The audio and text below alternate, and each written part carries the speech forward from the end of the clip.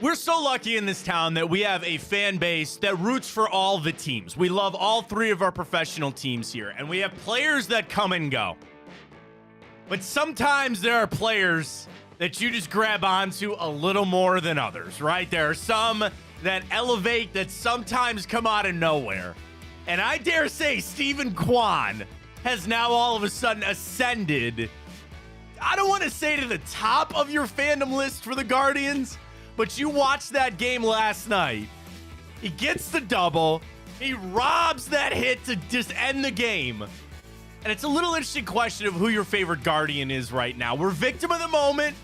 Josh Naylor is on a hot streak, and you still will always have one Jose Ramirez, a perennial MVP candidate.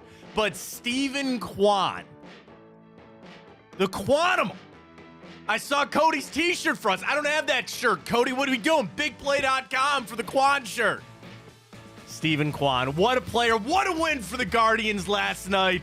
Man, are they hot right now. They're rolling, feeling good. We got a question surrounding the Guards we'll get to this morning. We got a little Cavs to discuss on their off-day pseudo as they get ready to go down to Orlando, hopefully close that series on out. And we got a lot of football to talk this morning. Jake Burns going to join us. OBR, Jake breaks film down as well as anybody that I know. He's got the film on these draft picks. We got to talk Michael Hall. I'm really interested to talk to him about Miles Harden. That corner we got late in the draft, so Jake's going to join us. We'll get into that. Yes, we will discuss the stadium. Apparently 80 feet is no big deal, Ryan, down into the earth because, you know, SoFi is that way. Oh, wait, have you looked at the price tag of SoFi? Do you know the price tag?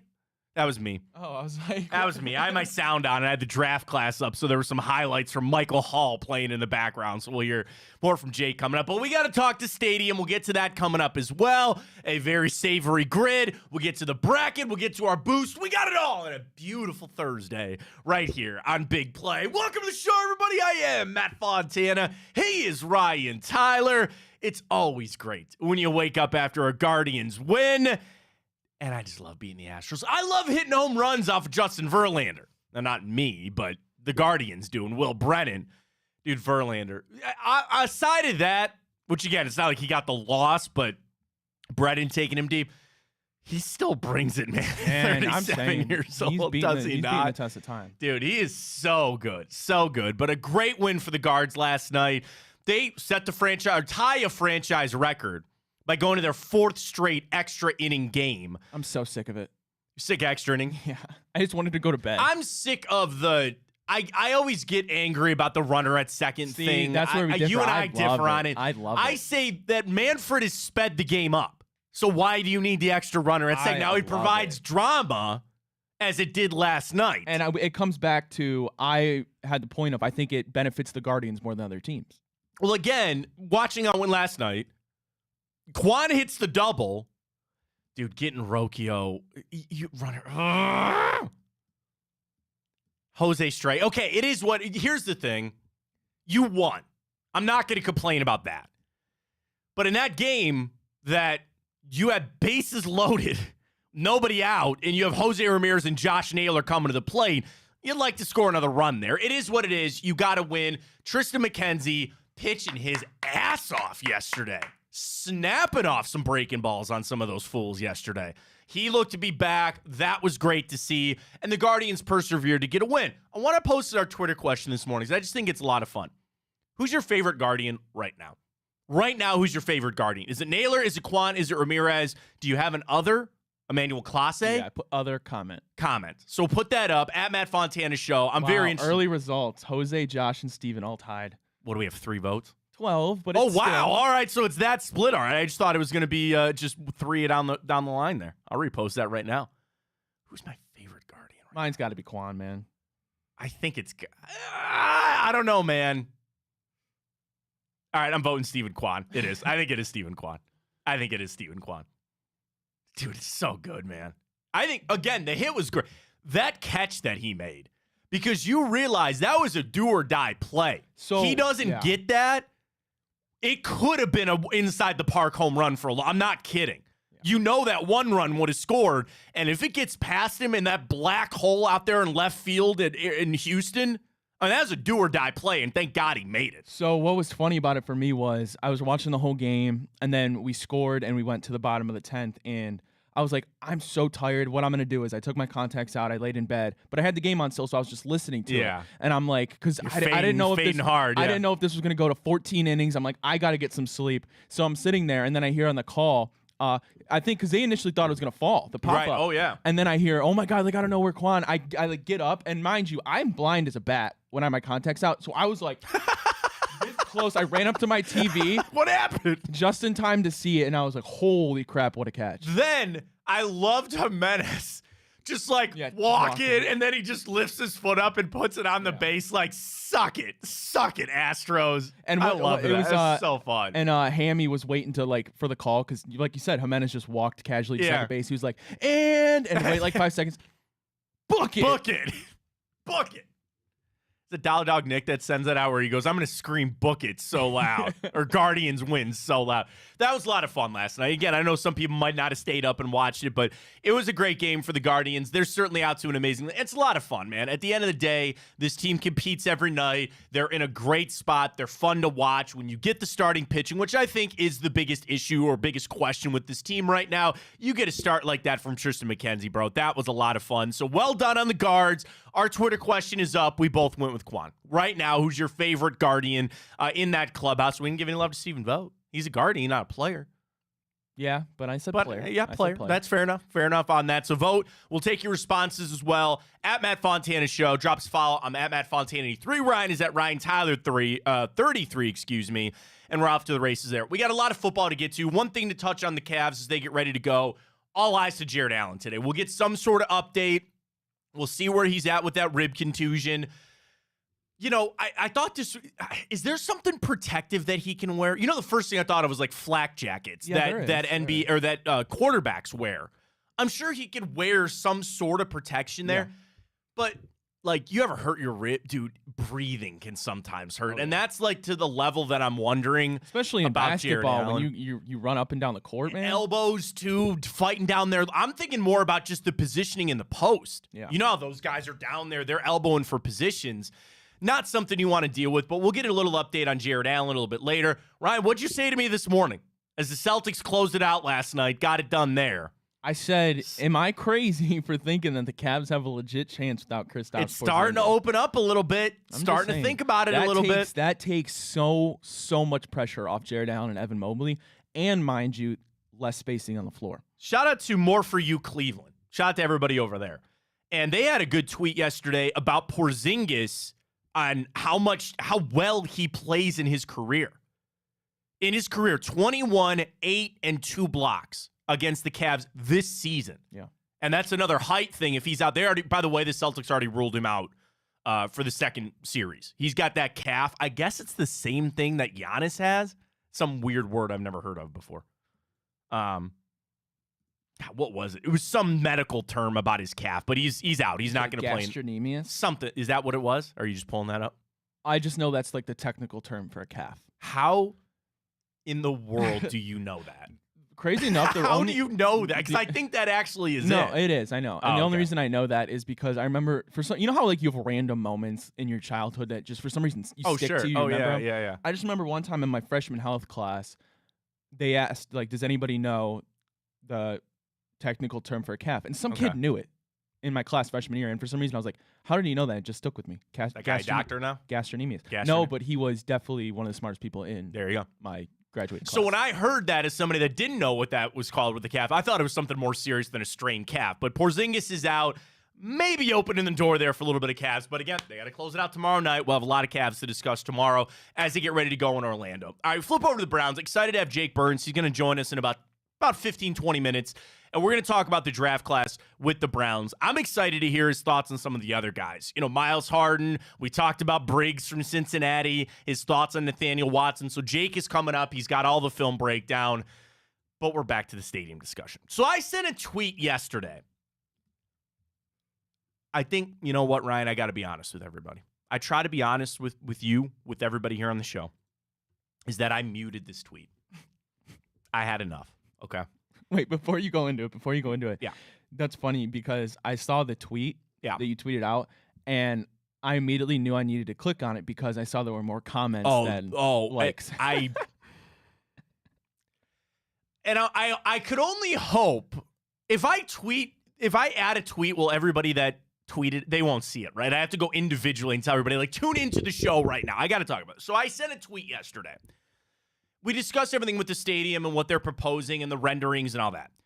And the thing that stuck with me more than anything was that the stadium would be set 80 feet into the ground.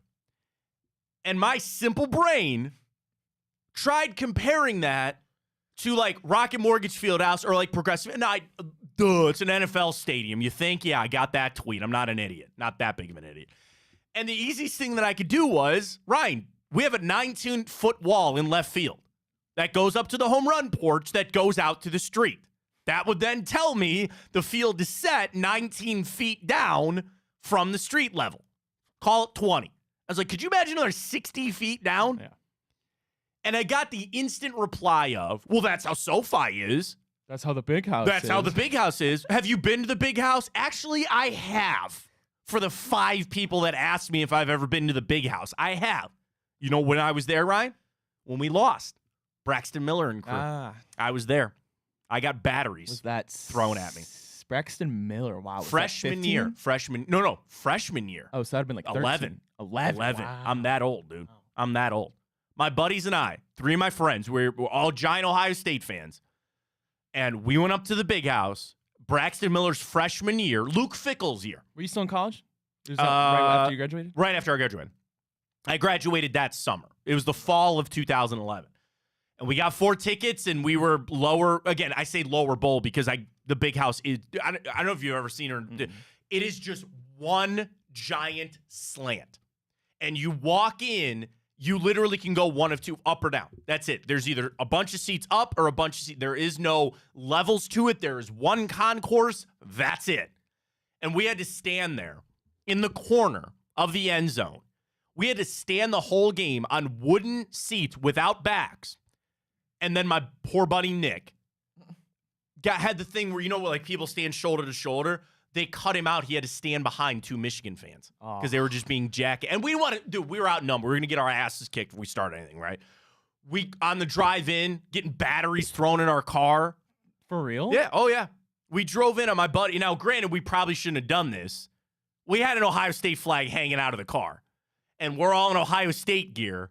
And we're driving down this street that had a lot of, I'm assuming, frat houses. And they started throwing stuff at the car.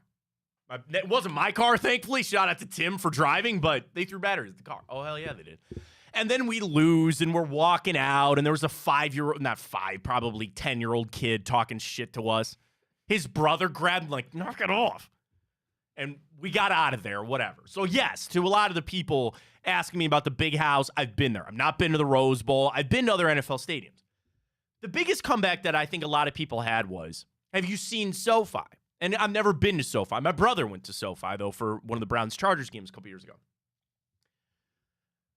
SoFi is one of the most expensive stadiums built at double the price of what the Browns are trying to do. And I will fully admit that I have a bias in this because I don't want them going to Brook Park. This is not a shot at Brook Park. This isn't a shot at the Dome.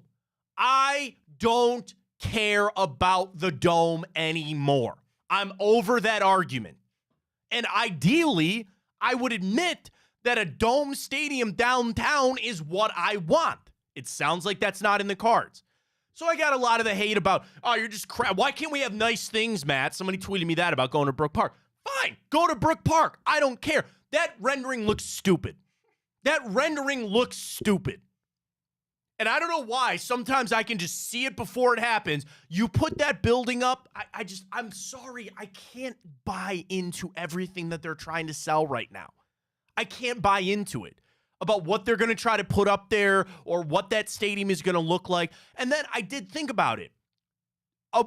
Just how would that look? So I did look up pictures of SoFi, and it looks beautiful, right? Where actually, like, here's the easiest way to describe it.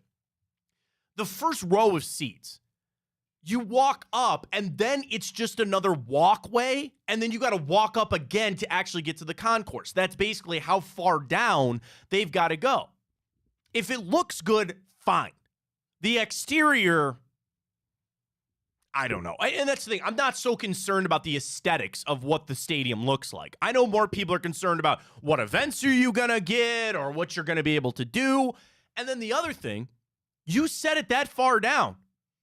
Bro, you're not having natural grass. You're not.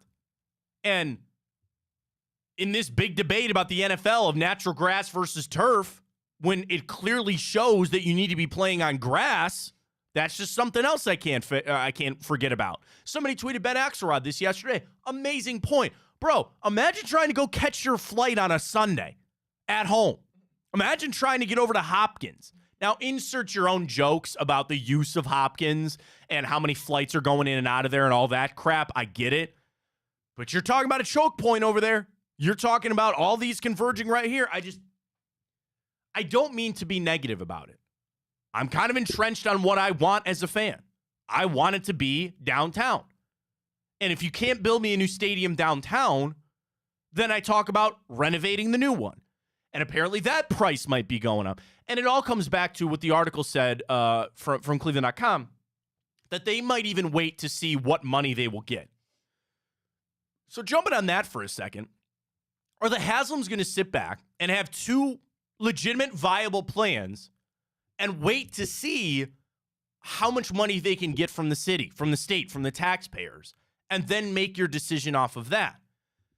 That's another factor why I think downtown is your answer. It sounds like we can't even scrape together the money for the cheaper option. How can we even start entertaining the big one? It's like when you go to a car dealership and you're looking at the base level car, right?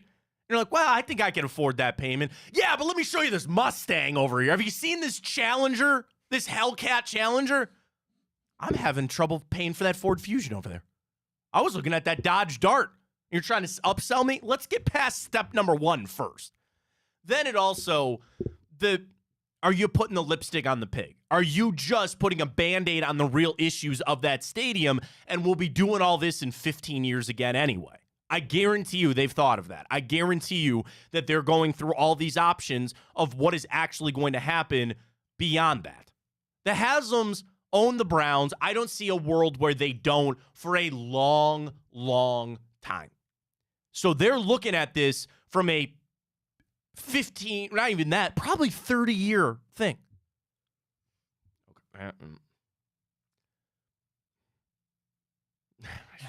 Yeah, I know where you're going. Is Jimmy Haslam going to be around for that? We got JW. But I'm saying, but if Jimmy is the one and D, don't they want to see it? No, I knew exactly. Wouldn't they want to see it? And I hope they're here for another 100 years. I don't mean to go that way. I'm not trying to go there. But that's another factor. They want to see this now. They want to get this done now. But are they going to foot the bill? The other thing about SoFi, again, what happened with SoFi? Stan Kroenke paid for the whole damn thing himself.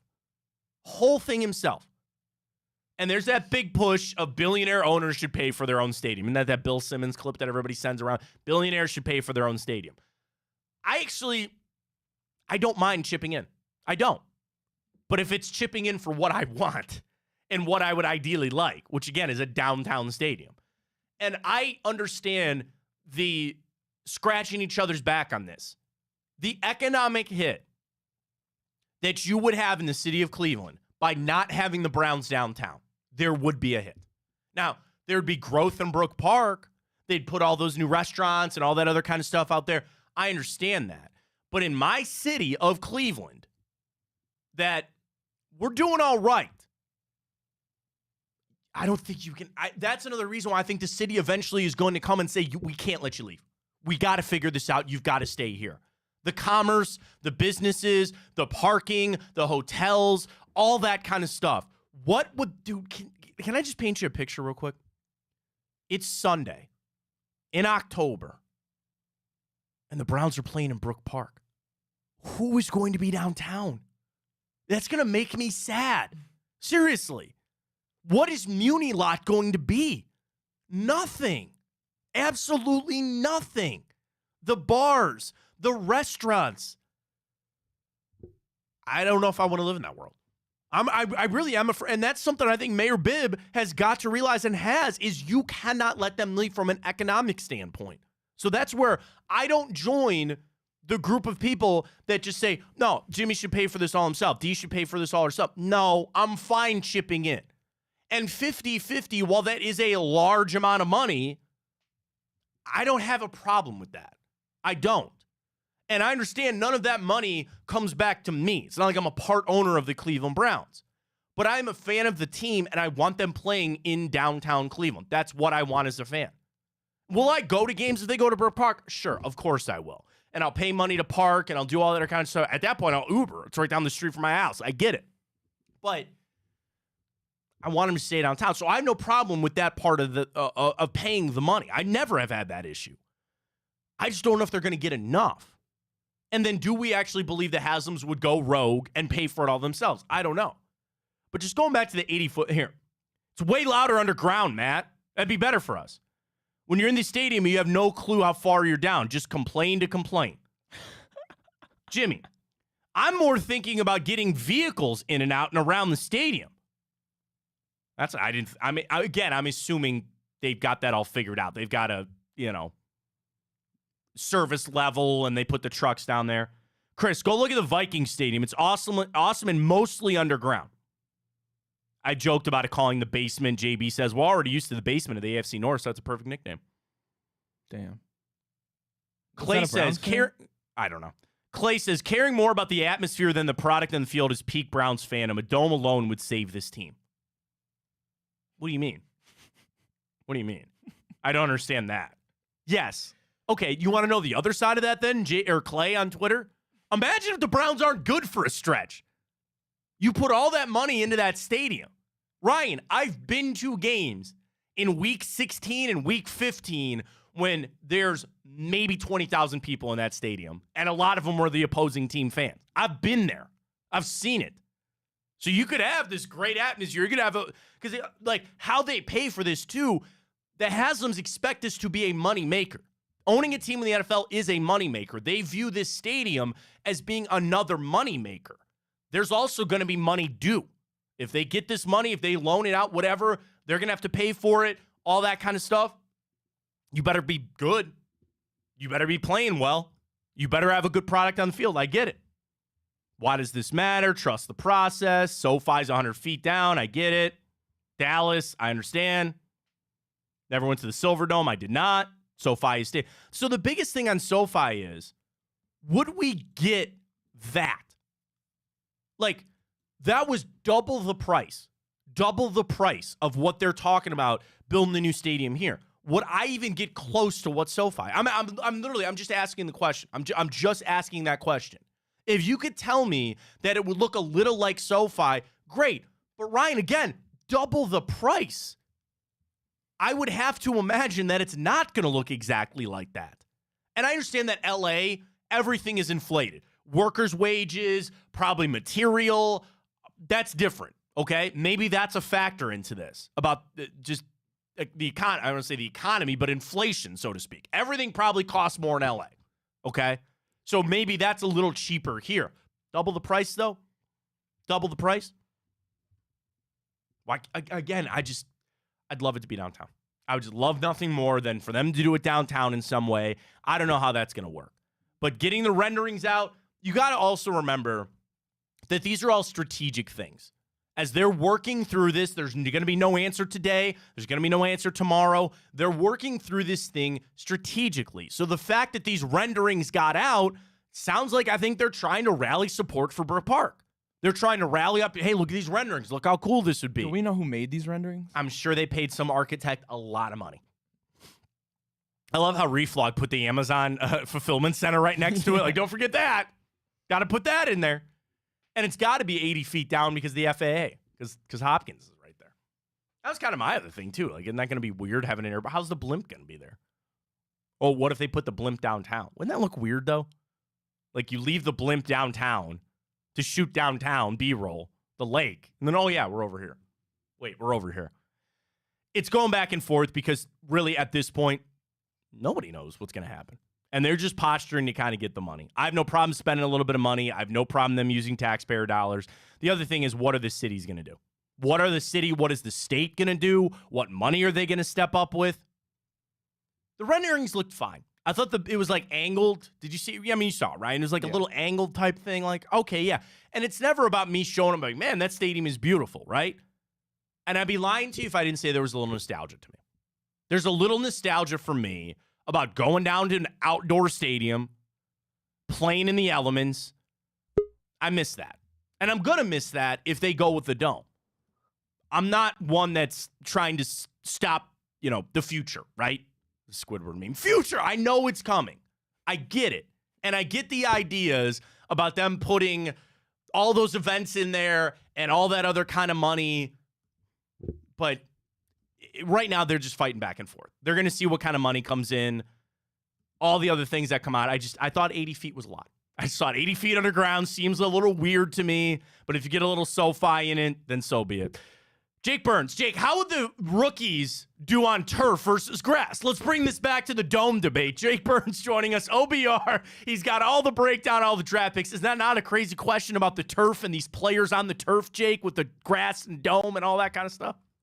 Yeah, as long as it seems like it's not the Meadowlands or whatever they call that stadium there now. That seems to be the turf that is awful. There is actually a specific type of field turf that's worse than the others I've seen, but I couldn't tell you the name of it off the top of my head. But you're dumping all this money. You're living underground. Maybe they got a way to run like a slab of grass underneath the stadium and get some sunshine on it or something like that. When you're dumping $2.5 billion, I would hope you got some plans to make that work, right? Well, there might be some people out there watching that know about growing things in basements. Jake, that's not you or I. We move on. It's going to be legal everywhere. Don't worry about it. Jake Burns, OBR. Bro, so overall, there's a lot of guys I want to talk about this draft class with you. And overall, I mean, I love your breakdowns. I get kind of iffy when people start handing out grades right away on some guys because you don't know what their career might be. I understand that maybe you got some value here or there. But Jake, big picture, when you look at this draft class, what do you really like about what the Browns are able to do this past weekend? I mean, probably, at least my opinion on the draft is that the earliest picks are the ones that you kind of have to place some expectations on. So, like, I think getting Michael Hall at a position that is so valuable to find, or at least take chances on pass rush types, right? Like if you're taking a selection of somebody who, and this is not to say Siaka Ika doesn't have value, but the similar type of like a run stuffing, predominantly run defending defensive tackle who's going to be more of like a shade over the center guard, then like the value of that player drops. So think of like Tavondre Sweat, who went a couple picks before, more of a big wide body, is kind of anchoring more, defending the run than necessarily going after the quarterback. So with Mike Hall, I think that you're excited about the idea of a player who can potentially, and again, there are things about his profile that he has to prove, potentially get after the quarterback in a really significant way, right? Like, so again, to kind of clarify what I like about him is a player who can use an array of pass rush moves, and especially one move, a club swim move that is deadly effective and can use the best trade. And what the NFL is paying these guys at that position for is to get home and get to the quarterback and disrupt the pocket. The Browns don't really have a long-term piece figured out there. Obviously, they like Dalvin Tomlinson. They're playing the one-year market on a lot of these guys, doing it fairly well. But when you have an opportunity to be around the top 50 and get a guy who has some of the better pass rush underlying metrics about win rate and stuff like that. In the film, listen, when he wins, it's some dominating stuff. Like I can see flashes. I keep going back because the way he moves is similar to Chris Jones in Kansas City. And again, Chris Jones is a second-round pick. Like he didn't enter the league with a full-on guarantee that he was going to become the version that we know right now.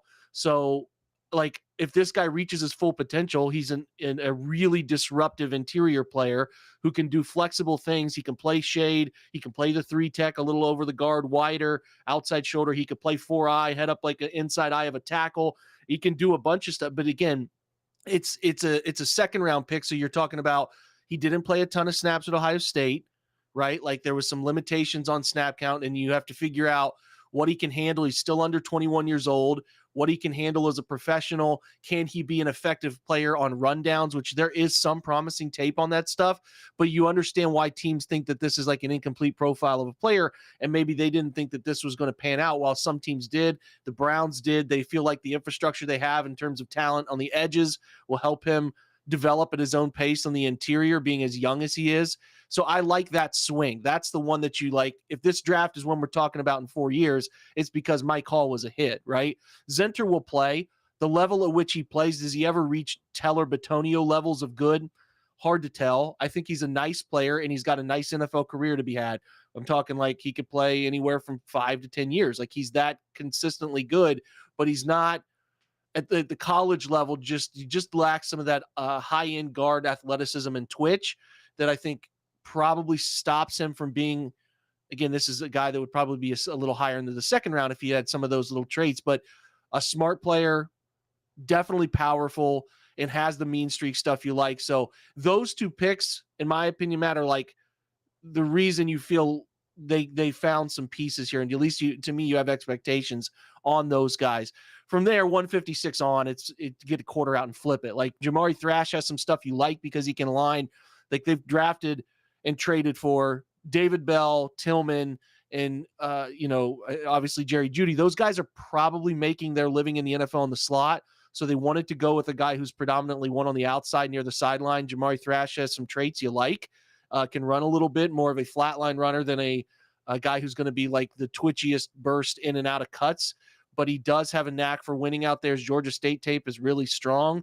Louisville tape has enough things that you really like as he stepped into the Power Five. So again, it's a total coin flip, but I think I like the traits versus some of the guys they have in that room and understand why they went that way. And then later on, you're talking about like a Nathaniel Watson, a guy who can, highly productive SEC player, could maybe step into like recreating Sione Takitaki, a guy who can play early down 3 linebacker sets, play Sam, which is the third linebacker that comes on the field against like 2 tight ends or 3 tight ends or 2 back situations to be a bigger body out there. He could be a 5th down walk up like edge rusher when they need him to. He had 10 sacks last year, so he can get after the quarterback a little bit, but also played Mike linebacker in a 3-3 stack defense, which is really a hard role for a Mike to play. So the development curve here is like Sione came into the league. He was a Sam backer, a special teams ace, earned his stripes out, and then eventually got comfortable playing Mike linebacker and was a guy that you could play, right? He kind of split time with Walk, and they're trying to recreate that. And then later on, you're talking about 227 is a good player. I mean, Miles Harden's a good player. He was one of my favorite picks, Jake. Yeah. He really was. Yeah. And I always am of the mindset, every draft, you take a lineman in a corner. I want a lineman in a corner. It doesn't always have to be first or second round, but I want a lineman in a corner. And there were some things that I've really liked about watching and kind of picking up some things on Miles Harden. Not saying, again, he's going to be all of a sudden your starting nickel this year, but right. I like some of the things I saw out of him as well. Yeah, so you get some words out there like, I think I take Dane Brugler's word as strongly as anybody in the cycle because he just studies it. I mean, the amount of work that guy puts in, not that he's hitting everything 100% here. Nobody does, but a part of his overall summary write-up is that this guy could step in and play slot. He thinks he could play slot corner as a rookie and start somewhere. So, again, he was an outside guy at South Dakota, relatively unknown player coming out of out in Miami, down in Florida, like not all too common where a guy with his athleticism traits is like a no-star player.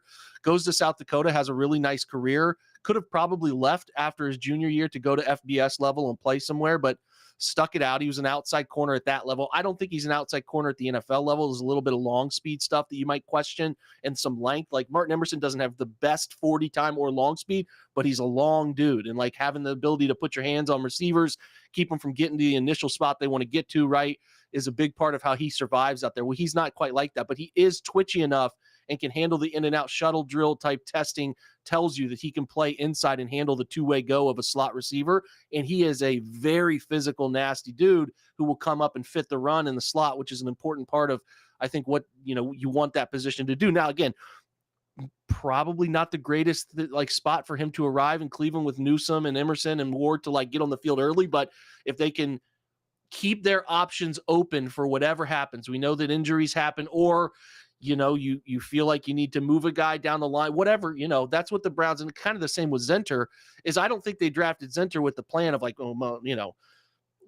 Teller's out of here after next year. No, right, it just creates the option that if you want to do these things, you have a plan in place. And Harden being there, taking him, it's hard to be like, yeah, man, 227, love that guy. He's going to be a player.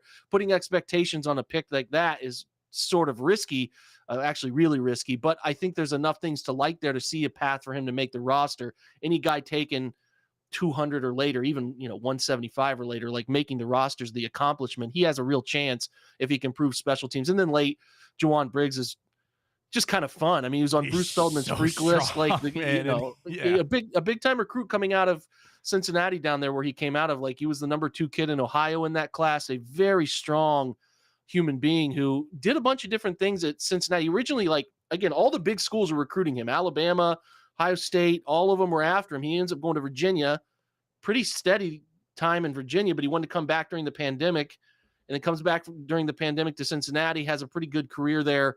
Just kind of steady, but he was playing nose, which is tricky in an odd front defense to get a bunch of production. Then he played like kind of bumped outside and played 4-eye, which is the inside eye of the tackle, but it's a very like B gap heavy focus for a player.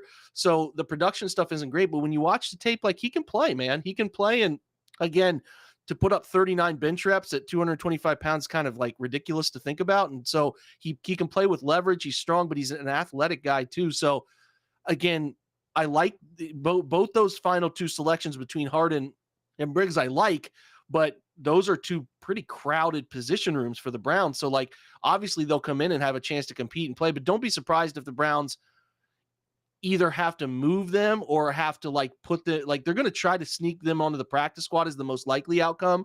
But again, those are guys that can, I think, have a chance. And what you want to do with your selections in the 200s is like, just have a chance to make the roster. So if Briggs shows out or is really good, he'll make the roster and they'll find another person to move on from. But again, those are like, and you don't want your guys in the 200s to have clear path to the roster, because then you're probably telling on yourself a little bit with who's on the actual roster right now. But again, those are talented. I like the picks late. Again, you're kind of like looking for very honed in, and I think Andrew Berry even talked about this, very specific skill sets, not so much the prospects rating and can they do this 1 or 2 things really well, and that feels like what they focused on with the picks, at least after Zenter, and that to me says that they have a pretty clear plan they want to execute with both sides of the football. Jake Burns joining us, OBR, all the film breakdown of the draft picks. Follow him on Twitter, Jake_Burns18. Go back to Hall for a second, Jake, because I saw your clip of that club and swim, and I think the one thing from Hall is handwork, right? And there's a lot of people that are really positive about how he uses his hands. The production, maybe not there. I think that could go back to, like you said, maybe that's a snap count thing. If he's not out there as much, you're not going to have that production. But then there's some obvious concerns with Hall. There's a reason he wasn't a first-round pick, still solid there in the second. What would you say is the thing maybe you would be concerned about? Is it the run? Is it the weight thing? You mentioned about how young he is. Is there something you're looking at Hall? And would you say that his handwork is the best thing about Mike Hall right now?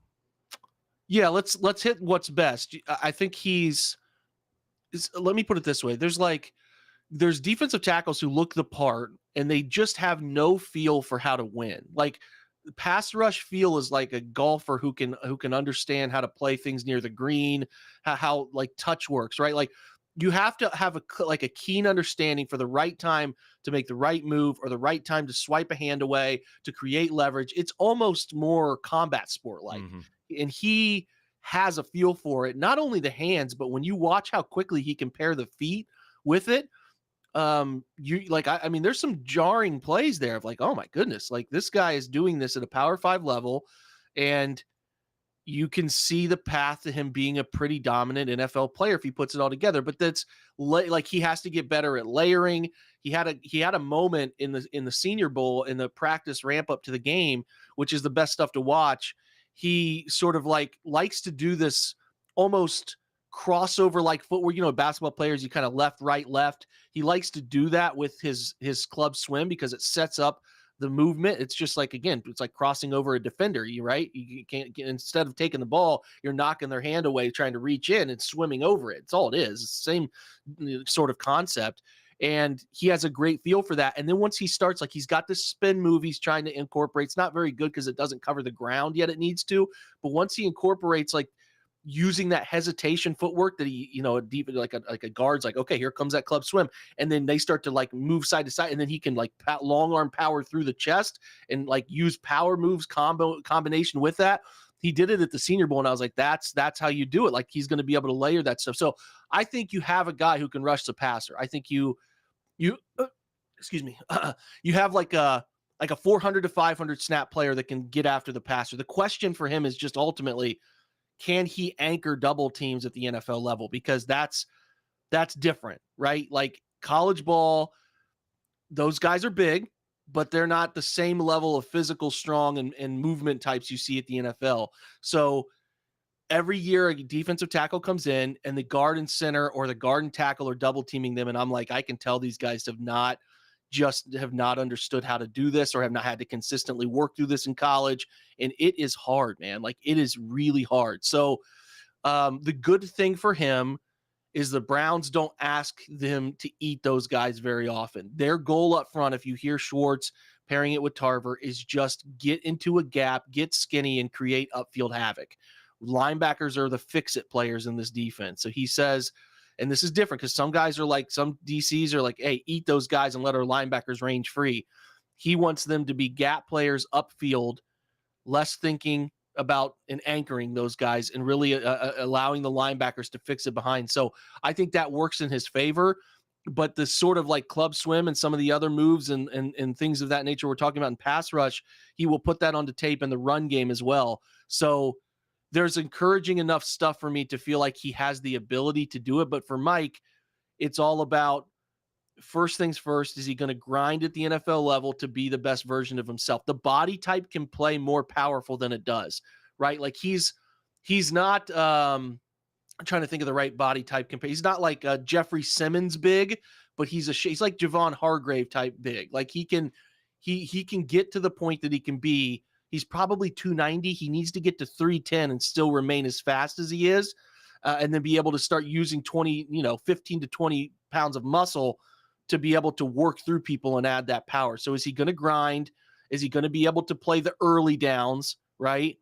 And if he can, the pass down stuff for me is good enough when it's predictable pass. Either the team is in 3rd and long, 2nd and long, or the Browns are leading and they the other team has to throw, that he is going to have enough opportunities to get pressures and be a force for this defense. So I'm encouraged enough that he's going to be an effective pass player. How does he become the next?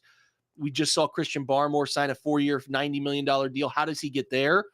Well, it's becoming an effective run defender, early downs, playing 700 to 800 snaps, and having a 10 sack, 35, 40, 50 pressure season. And I think the Browns see a player that can do that. I see it too, but it's all on Mike Hall to figure that out and put in the work. And the hope has to be that being in, around a support staff like Cleveland, around Miles, around people that will force him to be the best he can be, that he will do that work. And obviously wanting to represent his hometown and all that stuff is probably a big part of their reasoning too, right? Some guys need to get away from home. Some guys can benefit from being near it. So I think that their thought process has to be that he can benefit from being near it and playing for around the people that have always supported him. So I think Browns fans should be excited about him, understanding that defensive tackle is usually a position that takes a little bit of time to get there. But like we saw Kobe Turner for the Rams, a mid-round pick last year, another Cincinnati guy played with Juwan Briggs, just come in and dominate. So like, you can do it. He has the skill set and he will get the opportunity rotating through with this defensive line to get the right situational stuff for him. And he can hopefully put on display the things we're talking about here, because the array of moves that he can do. And the one dominant move he has is good enough to immediately come in and be a 25-30 pressure defensive tackle. And that's what the Browns are hoping. And, fingers crossed that they have used a premium pick, one of their rare premium picks in the last few years, to get a premium player. Jake, always appreciate your time. I know you got to fly quick out the door. Your favorite pick? Is it Harden? Is it Hall? Is it somebody else? Like, of all the draft picks that the Browns had, your favorite one for one reason or another? Yeah. I think you're kind of drawn to like the big board stuff when you're talking about your favorite pick, because you want to feel like my team got value. Yeah, right? we got a steal here, didn't we? Yeah. I like, again, we talked about him earlier, Harden. I like the player at the spot they selected him, but I still think it's Mike. I mean, it just because the whole draft hinges on him in a way that is pretty unique, right? The last two drafts have been like, we're trading back and they select Emerson and Tillman, and those are nice, but like, getting DeJuan Jones has supplemented it, right? Some of those. This one, it feels like, hey, we sat still. We didn't move back and collect other picks. We need Mike and Zenter to be starters for us for 2 contracts, the rookie and another contract. And I think if they get those 2 guys to be second contract players and starters and contributors, that's a plus draft class for me. So I think Mike is the best value in terms of like some guys picked around him, like Ruko Horoho, the kid that went to Atlanta earlier in the round. And, again, I talked about Devondre Sweat and like Mason Smith, those guys that went in front of him. I easily would have selected Mike based on the skill set that he's best at, which is the NFL is just really hankering for defensive tackles who can rush the pet. Those are the guys getting paid. That's the just the fact of the matter. Those are the most valuable guys up front, and he brings some unique stuff to that spot that, like, you could look at this situation in a couple of years and be like, I cannot believe someone let him fall to the mid 50s just because he does something that is so valuable at the NFL level, right? It's great to be a nice run stuffing defensive tackle, but those guys who are the best are disrupting the pass point in the pocket. So I think he's the best value that they could have got because the skill set to me is a late first round type of guy. Great stuff, Jake. Really appreciate your time, man. I know you're busy this morning. Jake_Burns18. Appreciate you, bro. We'll talk to you soon, all right? Thanks for having me, Matt. Anytime, man. Jake Burns. And off of that, which is such a great point from Jake, nobody runs the ball anymore. Nobody runs the ball anymore. You don't need that. To his point of who are some of the best D tackles you think of, they're all a bunch of guys that disrupt the passer, right? He talks about Hargrave. What was Aaron Donald? Why did he win all those defensive players? He got after the quarterback. You talk about DeForest Buckner. You talk about some of the true middle of the pack D tackles there. They get after the quarterback. So hearing that from Jake about that skill set, which is, again, why Jake is so good at what he does, man. To say that we're going to draft this guy in this one skill. You look at it and you say, all right, across the board, right? What do you usually shoot for? This guy checks all of these boxes, and they're all pretty good. I don't want to say a jack of all trades, master of none, but like, all right, you got all these levels. That's sometimes first round guys, right? He does all of these things well. All right, now we're looking at Michael Hall and say, well, he does these 2 things really well. These are 2 things that we do really well here. And that now translates to what we need in today's NFL game. Where you talk about pressure up the middle, we'll start with that hand fighting. We'll start with that work. And even just some of the clips that Jake sent out and some of the things he talked about there, he was talking about leverage. And what he means is, as he was explaining, you got to have a feel that they're pushing me this way, right? It's never quite as simple as a lot of times with D tackle, what are you told? You avoid pressure. Or what I'm talking about is they're pushing you this way. You don't let them do that. Because a lot of times if they're pushing you this way, that means the ball's running this way, right? So you got to avoid that and push on, but there's a little nuance to how you fight through that so you don't screw up the rest of the defense. That's run stuff a lot of times, but even on pass sets, right? They're pushing me this way. I got to realize and almost have another sense to say the ball is over here. I still need to get over here. Or I'm going to use this guy's leverage with my hand fighting to get off of that and get over it and make a play. I like what Jake was saying there about Michael. Yeah, I mean, we've been talking about for years now of wanting a true B to Miles A, on the outside. And what do we normally think of? Another DN. Yeah.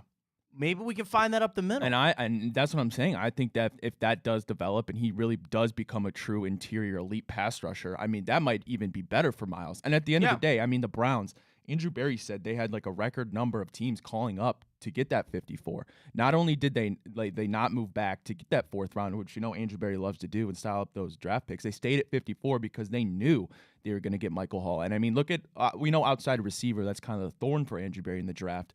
Granted, he hasn't had a 1st round receiver to select, but he's hit. So I'm excited for Michael Hall. I think that, like you said, everybody's talking about the potential. The potential's there.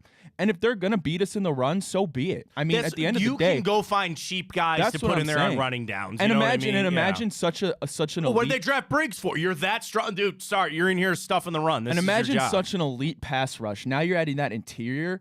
You're forcing them to get that ball out in less than 2 seconds with Emerson, Greg Newsome, and Denzel Ward. Like I said, if they're going to be a one-trick pony and run the ball down our throat, at the end of the day, let them do it. Jake had run, and I want to say I really appreciate Jake because I texted him this morning. I was like, bro, I met Sticks yesterday, and he's like, I got to get my kid to school. So I very much appreciate Jake's time. But a little more on Zinter about what we have understood and read is like this guy is a straight line type of guy. He's going to maul you, but it is a little that open field second level. And what Jake talked about was some of that twitchiness. Now, he said if Michael Hall and Zach Zinter turn into guys that are starters for you, not this year necessarily, but down the road, and they get a second contract, that's a win. 100% a win. And I don't want to make it sound so small of just get in there, Zach Zinter, and run straight ahead and beat the hell out of some guys. It's got to be a little more than that. But Zinter is one that, like, it sounds like Michael Hall is trending more towards, okay, this guy can be a Zinter, I don't know why. I just get the vibe of, like, this guy could truly be a diamond, or we could have missed on this. And I think about that second level more when we talk about the zone block scheme that the Browns had been running. Is that something they want to change? I think most people know the zone scheme that Nick Chubb has thrived in, that this offensive line has thrived in. You don't have Bill Callahan anymore. Bill Callahan, for as renowned as he was as an offensive line coach, he was an expert at the zone scheme. That's why they were so freaking good at it. Maybe you're going to make the change on that. Now, most teams are running that scheme now, so I don't think it's like you're going to completely get rid of it. But can Zinter be that guy getting up to the next level? And like Jake said, I'm not casting away Wyatt Teller right now. I'm not casting away Joel Bitonio. But we know there's future discussions to be had about the contract with Wyatt Teller. And Joel Bitonio's going to be eventually, hopefully, heading towards Canton sooner rather than later, right? Like, eventually, he's going to have a hole there. And you took a guy that I think maybe fell. And again, we're on a truncated timetable there with Jake. How much did the injury factor into that? If he had been completely healthy, was he probably going to be a second-round pick? I mean, Jake kind of discussed that a little bit as potentially going up there. So Zinter's one that I probably have the most interest in watching. Because, like, again, we talked Miles Harden. Slide him on in. Maybe your slot guy. Thrash. I could see the interest there. You know, again, Watson filling a role there. Briggs certainly. Zinter's the one that I really look at and I say, that might be the whole flip to this whole draft.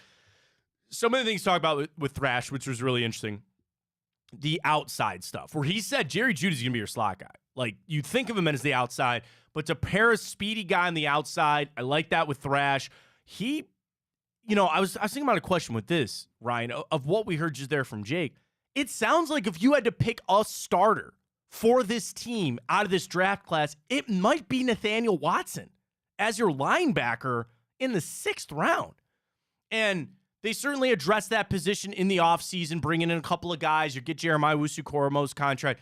But I tell you, if I had to pick a guy that I was going to see on the depth chart, in and out, not necessarily saying the snap total will be a starting level guy or he'll be out there on pass sets and things like that, but I just liked what I heard from Jake about talking about Watson of that might be your day one starter out of this draft. A guy that can get after the pass rushers, got that body type a little bit, and can fill a role that's the only who's a starter on this team. It could be Watson. Yeah, I mean, that comes back to the position groups. We knew going into the draft, D-tackle was already a pretty, I don't want to say necessarily stacked, but a deep position for the Browns. I mean, We talked about Maurice Hurst. You signed Quentin Jefferson. Linebacker was one of the more scarce ones, so I could certainly see him going in. But Michael Hall, for me, would probably still be, I think, going to get the most action, especially if he comes in on 3rd downs, which I think will be kind of the MO until we see if he can actually develop into that run stuffer that we hope he can, so he could be the all-around D-tackle.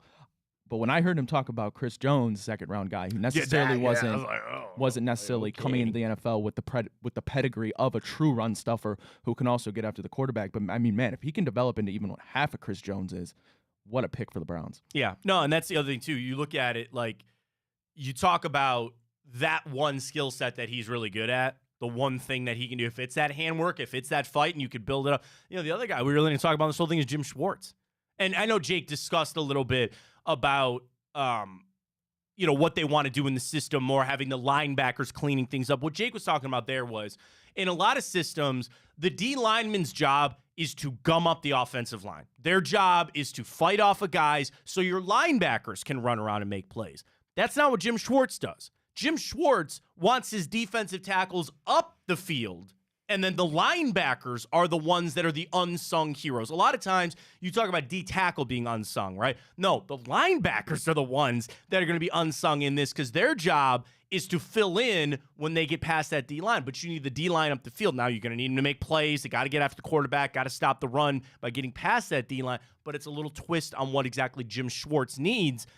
Dude, you put Michael Hall around Jim Schwartz, that's an exciting little prospect right there as well. Yeah, and just to go back to that, I mean, that might have been a big factor of why they took Nathaniel Watson because I went back and, every player you go read about him. 100 tackles, only player last year with 100 tackles, 10 sacks. I mean, maybe not the best in coverage linebacker, but a guy that gets around bodies and gets tackles. And that's JOK is great at that too. Yeah, no, 100%. So maybe that was a factor of it. Absolutely. Great stuff with Jake. Again, check him out on Twitter, Jake_Burns18, also at the OBR, all of his breakdowns. I just love, dude, he's so great about just little clips of these guys that you can get a little sense of who they are and exactly what's going on. All right, let's get to hour 2 upon us. We'll get to the grid. We got the morning update. We got more things with the Cavs. Guardians poll is out. Your favorite Guardian at the moment. Some people are pretty conflicted in the Twitter inbox right there.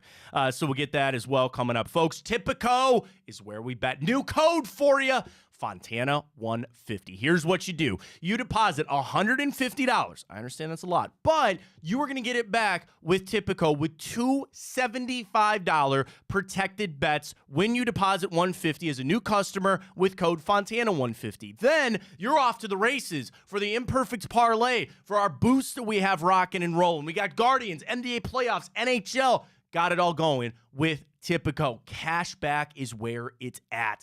Almost every dollar. So there are some parameters, so to speak, with Tipico, right, when it comes to the cashback. But, Ryan, they're pretty wide open. Anything with greater odds of -200, you can't bet something that's -1,000 and sit there and say, oh, I'll get cashback on that. -200 or better, parlays, and then also straight bets. And when you log in, it's so easy to do. You're in, you see the bar of progress. Boom, I'm in. Here are my 2 bars of progress. I know you can't see them on the thing, but I'm just telling you, my bars of progress of my next up for my cashback on the parlays and your cashback 3% coming back on your straight bets. In the month of March, $1 million of cashback bonuses pass back out to the people of Tipico that are betting. That is something, too, for the people that are already in. So, again, we got it for you. If you're a new customer, you've not signed up for Tipico, code Fontana 150, deposit 150, get 150 in protected bets. Terms and conditions apply, new customers, and if you have a gambling problem, please call 1-800-GAMBLER. That is new customers.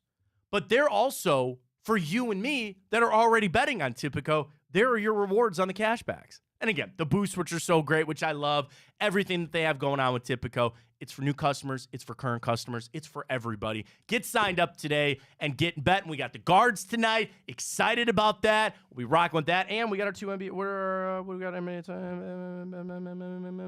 Bucks Pacers 8.5. Knicks 76ers 3.5. We'll get to that. I feel very strongly on one of those. I think I could tell you which one that is. What is it? Oh, I'm not talking about it now. All right, we'll get to it later. It's not maybe the one you're thinking of, buddy. I feel extremely strong. I don't guarantee much on this show, Ryan, but I love a guarantee that I got for tonight. We'll get to that coming up. Stay with us. Get signed up with Tipico. Morning update, grid, more Browns, more Cavs, more guards. Got it all. Stay with us. Big play. Well, how do they know I'm doing this? Did somebody leak this out? It's social media. Oh. That's the way social media works now. I thought maybe you were just running that yep.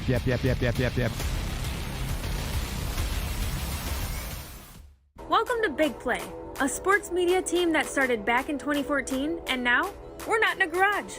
Look at us, incorporating some of Cleveland's favorite sports personalities, bringing you fun and compelling content from downtown Cleveland. Coming to you live from the shores of Lake Erie and Burke Lakefront Airport, join Team Big Play for all the best sports talk in Ohio. Check us out on social media at Big Play, bringing you fun and compelling content from downtown Cleveland. Anthony Schlegel, just how physical he was. You saw the girth and the power and everything he was bringing to the table, especially when he was a nice beefy 255 playing middle linebacker.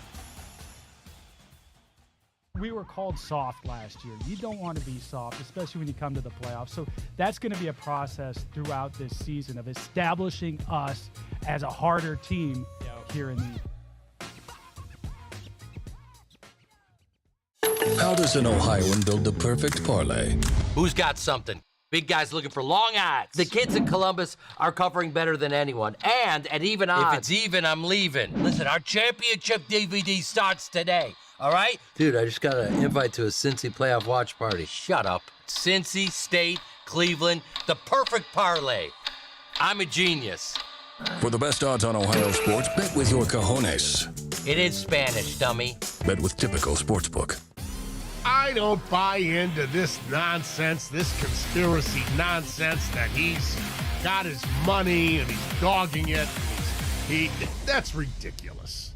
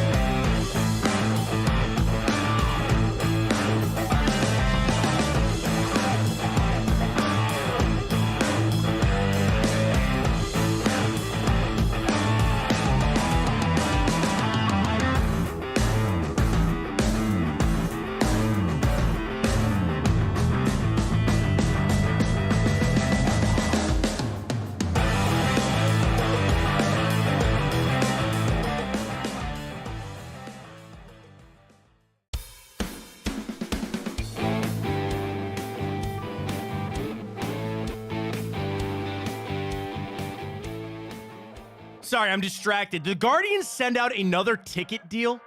I swear to God, I just saw it. And now I can't find it. It's one of the things. Welcome back. Fontana Show right here on Big Play. Following us on Twitter. We're on Instagram, YouTube, Twitch. Matt Fontana Show. And, by the way, a brand new outlet. Shout out to Pete from Elyria. He sent us a tweet because he wanted to catch up on everything we talked about with Jake Burns, which is always great. He goes, you guys on Spotify? And I said, not yet. But we have a brand new outlet. Yeah. Better than Spotify. Coming very soon. We're supposed to be beta testing it soon, right? Very close. We have something brand new. It's going to be even easier. It's going to be so much easier for everybody to check us out. But we always appreciate the support on Twitter, on YouTube, and Twitch as well, at Matt Fontana Show. Ryan's going to run through the morning update. I'm literally just sitting here trying to scroll through and find this ticket deal that I just saw from the Guardians. Because here's where we're at, the Fontana household. I found it. Oh, 20% off their tickets this weekend against the Angels. Ha! That's the no Mike Trout deal. Poor Mike, man. You see him almost crying in that. I feel so bad for Mike Trout. Yeah, little pro. I got to say this about the Guards. Let's go. There's only 2 teams in the American League with 20 wins. We're one of them. 20% off their weekend series against Mike Trout. Oh, I'm sorry, against the Mike Trout less. I think that's why there's a discount. Well, I want to give some love to the Guards. Come on now. We are in the process of finding the game to take our son. So I got to go to a game with them last year. Unfortunately, my wife was at home with the baby. So we're thinking, all right. I know you would never be able to answer this question, but if anybody out there can tweet me and let me know your experiences, is a 1-year-old okay to take to a game? We're looking at a game this summer. It's a Saturday 4:10 game. It works with naps. It works to get home early for bedtime. Our daughter will be like 11 months old. Don't do it. You don't think so? I mean, I don't see a problem with it, but it's one, they're not going to remember it, and 2, why would you want to deal with that? Well, I don't know, maybe one day, no pressure, but these memories are for us. You realize these memories are for us, not for them. And we'll show them pictures one day. Like, our son will probably remember. We took him to a game last year. He lasted the whole game. I just don't think it's worth it because of having to worry about other people. No, what do you mean? Drunk idiots throwing stuff at my kids? Just bump it. If you bump into something, I don't know. Here's the other thing. You're going to have to hold her the whole time, right? Oh, that's fine. We have like the little, oh my God, what the hell do they call that thing? Baby Bjorn. We have a baby Bjorn. We're good. Plus, Here's another thing my wife and I differ on just a little bit. I have no shame, and I don't care when my kids cry in public. They're kids. No. So what? No. Why? No. Why? Wait. That might be your worst take. What do you mean? I don't want to hear a crying baby in public. Go home.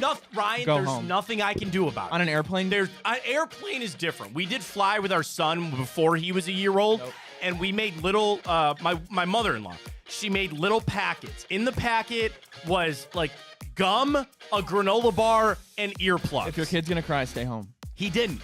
He was good. But I'm talking about like when we're out at a restaurant, bro, kids have temper tantrums. Nope. There's nothing I can do Eat about at home. There's Or nothing wait. I Eat can at do home about or wait. Now you're kid That's shaming. your worst take. That's your worst take I've ever heard. I have no bother. I have no shame. And the same thing, when I see somebody else's kid crying, I go, there's nothing they can do about it. Yeah, they can go home. Or not bring them in the first place. You're going to deny my kids to go to a baseball game? Until they're old enough, yes. Should they have a crying section like at church? Yeah. They have the kids' clubhouse. Like a peanut butter allergy section, yes. Oh, yeah. Thankfully, we don't have that because, the peanuts all over. But we'll probably have them taken to the kids' clubhouse. I digress because we're talking about taking them to a game. There's only 2 games all year that are, like, fitting for it. June 1st, Washington, 4:10 on a Saturday. Tickets, $18 can get us in. But we can't do standing room. No. 55, 56. Damn, the price went up. Because the other thing about what we learned going at that time, you got to go on the third base side so you're not in the direct sun the whole time. Charles says, bro, just wait till she's like 6 years old. He says, trust me, I have an 18-year-old, 9-year-old, and 5-year-old. Fair enough. All right, sorry, I digress. But congratulations to the Guardians. I would say congratulations. I'm just saying I was giving them promo. They got 20% off their tickets this weekend. Get after it. Get it done. I'm sure we got some guards coming up in the morning update. You got it, Ryan? Yes, we do right now. The Guardians coming off a dramatic win in extra innings against Houston. Stephen Kwan with the heroics. They're both batting and in left field, but now they take on the Houston Astros again tonight in an attempt to win the series. Logan Allen gets the nod for the Guardians. Again, scrappy type of bunch there. I like it. You got to go to extra innings, 4 straight, tying the record. Oh, my God. Can I pull you up a stat from Scott Sable, too? Shout out to Scott. He's not only a meteorologist over there at Fox 8. He has a baseball podcast with his brother. He said the last time that Cleveland baseball participated in 4 extra inning games consecutively was 1910. Interestingly enough, Game 2, both pitchers threw 11 complete innings, and Game 3, both pitchers threw complete 14-inning games. I don't know how. Wait.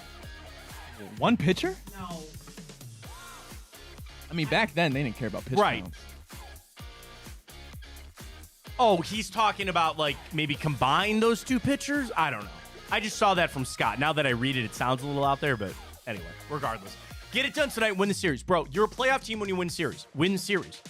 And the thing is, I slept on the Astros. Not slept on them. You know that I hate them. I hate the Houston Astros. And they're a bad baseball team. But some of those games, you realize, like, okay, they still have some names. Like, they still can hit. They still have some guys. Verlander, Dielan, I get all of it. But you're facing a guy tonight. Oh, my God, we better jump on this quick.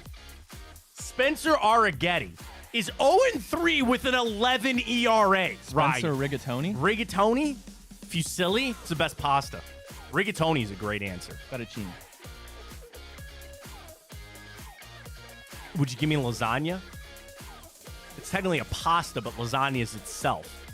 No. It also depends on what you're eating. That's like saying the best type of cheese is a Big Mac. Okay, fair enough. What is the one that's small and circled? Oh, my God. Macaroni? No. Not wheels. Hang on. I got a list of pasta. Angel hair is the real thin. Real thin. That's not what I'm talking about. Not Farfelli is bow tie. That's very good.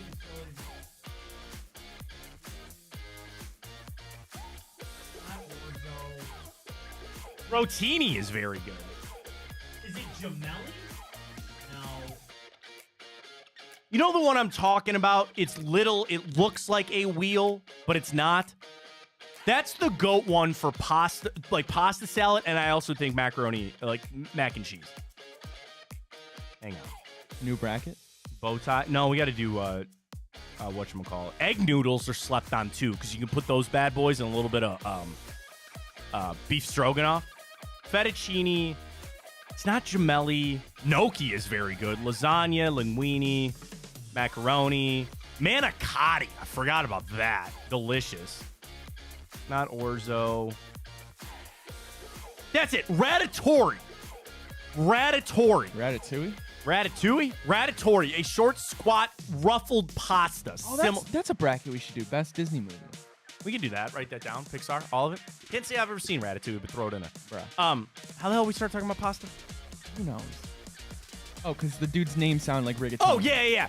Guardians tonight. I'm taking them back on a run and a half. Let's go. Doing it right now. Let's go. Guards. Done and done. I'm in. Guards minus run and a half. Get it done. Win a series. Get this weekend. You sweep the lowly, sucky Angels. You want to talk about Mike Trout for a second? She's got this meniscus surgery. He'll be out a month and a half, whatever. And I felt bad because you could tell he's kind of crying. I saw an article that said this might actually be the end of Mike Trout having a chance to get out of LA because of the injury. I thought it was weird. I don't know. Dude, if I'm him, and I know he's got a no-trade clause, I'm waiving it. Dude, get him out of there. He's got to go. He's got to get somewhere else. And I don't know why. I guess he's got a family, and maybe he really just likes living in LA. Get him the hell out of there. He needs to go. But the Astros need to go as well. Get him done tonight, Guards. Get after it. Logan out. All right, well, too much Guardians talk. Just kidding. You can never have too much Guardians talk. But the Cavaliers look to close out the series against the Orlando Magic as they travel back to Orlando Friday night. Magic open up as a 4.5-point favorite, Matt. Cavs are yet to win a road playoff game under J.B. Bickerstaff, but they look to change that and move on to the second round for the first time without a LeBron James. I got Orlando minus 4.5, which I think is fair. Jared Allen, the update today. We'll get one before they get on the plane to go down to Orlando.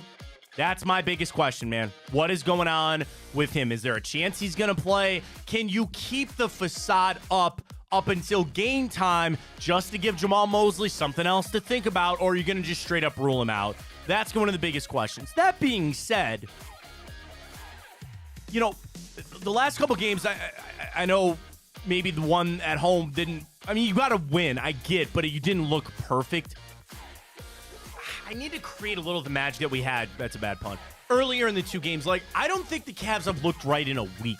Yes, they got a win on Tuesday. I still don't think they looked right. I'm holding out hope that they're going to get this ship righted. Darius Garland is still going to be a key for me. Is he going to shoot? Health of Donovan Mitchell, it's all there. I expect the Cavs to close it out tomorrow. I really do. I will take them, certainly plus the 4.5. Wise man once said, you don't look gift points in the mouth. I made that up. You take the points if you get them. But I think I'm going to take the Cavs on the money line to get it done tomorrow night. Closing on out. A lot of pressure on Orlando. Be watching. I can't wait for tomorrow night. By the way, 7 o'clock ESPN confirmed tomorrow night. Nice. 7 o'clock. So I like the 7 starts. Well, feel free to disagree with me if you will, Matt. You're wrong. And who's ever listening. You're but wrong. Colorado, led by head coach Deion Sanders and his son, Shedeur Sanders, are quickly becoming one of the most easiest teams to root against in college football. Former Colorado safety Xavier Smith told The Athletic in a story published Monday that Deion Sanders, quote, never even tried to get to know me, and that he was destroying guys' confidence and belief in themselves. Shedeur Sanders later posted an X quoting it, saying, bro had to be very mid at best. And we know that Coach Prime also has been on Twitter when you conflicting with fans. I know, and now he's like, it's a bad look when you start doing that on social media that you're basically crapping on your players, right? Nothing will get you fired faster in college sports than first a scandal. Let's not forget that, number one. And number two is when you're not getting the recruits. There was a time just a year ago, Ryan, a year ago, that they beat Oklahoma or Nebraska, right? Well, the first week they beat TCU, who's ranked, and everybody right. got hopping on the Buffalo. Everybody train. jumped on them. Shedeur Sanders to win the Heisman, for them to make the playoffs, for them to win the national championship. When you have that fast of a meteoric rise, a lot of times the fall is just as fast. I'm not crapping on Prime. I'm sure he's a good coach. But when you build it that quick, when you turn it around that fast, like, I'm not rooting for him to fail. To be honest with you, I actually don't really care. Like, good for him. Fine. It's a fun story. I was always one that never felt like Colorado was all of a sudden becoming a powerhouse in college football. You can't be talking all that and win 4 games. I know. And then it comes back to, yes, the level of talent that you are getting. You, me, and everybody know that was a stepping stone for Prime. And I don't know if there's anything that would change that. There are just limitations that Colorado has, right?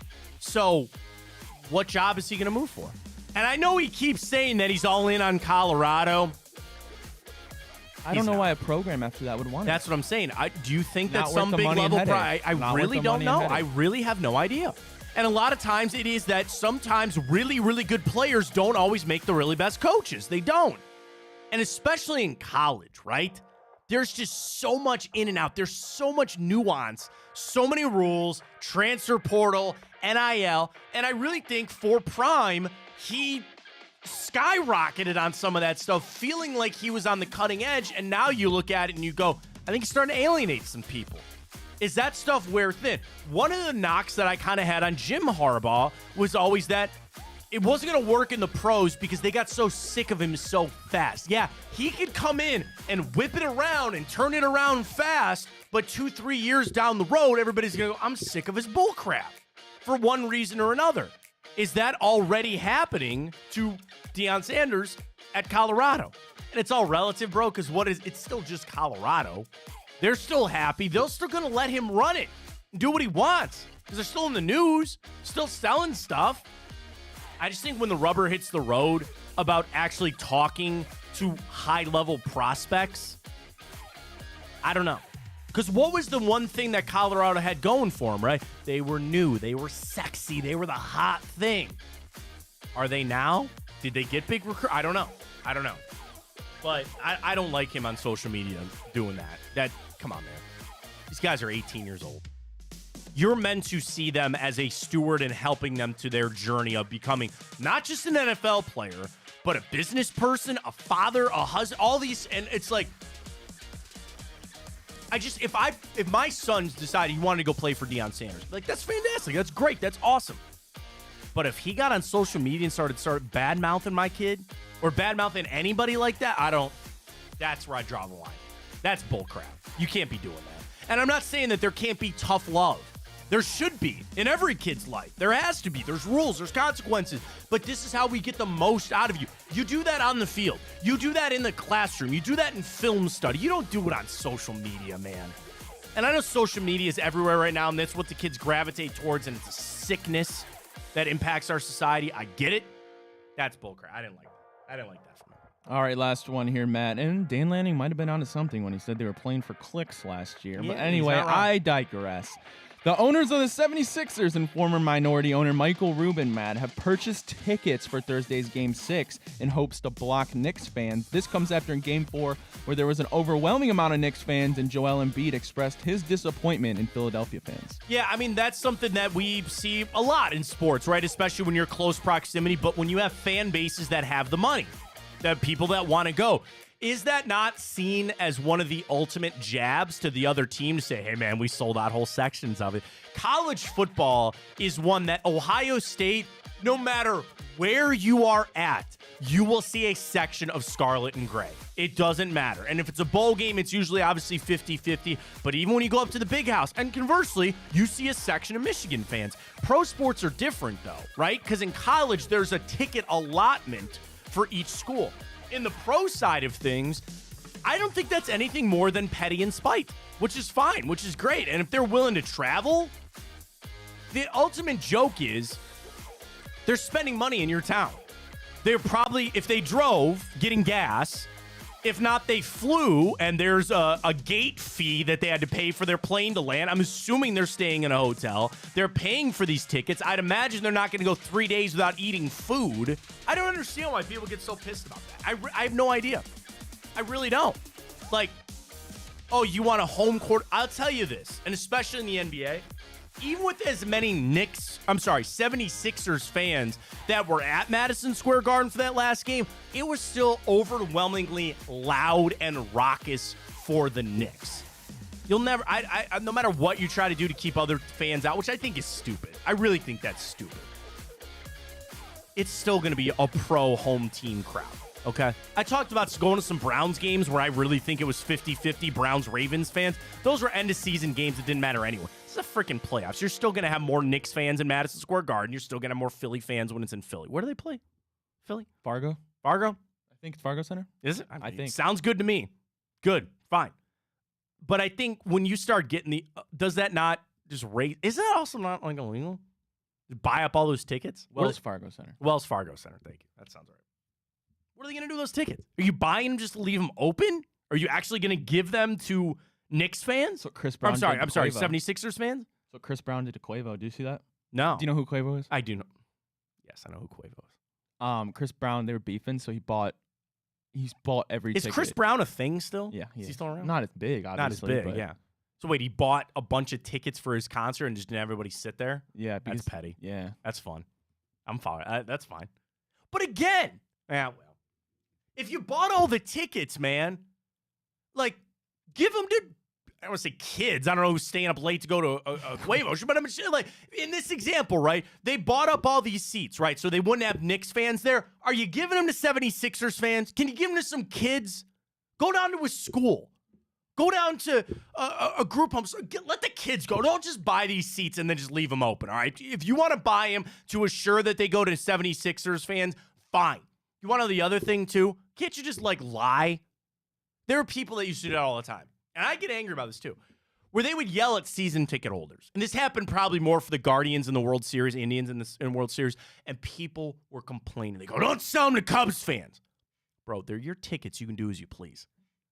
And if you bought these tickets and you're going to get 5 times face value for them, they're your tickets. You can do as you please.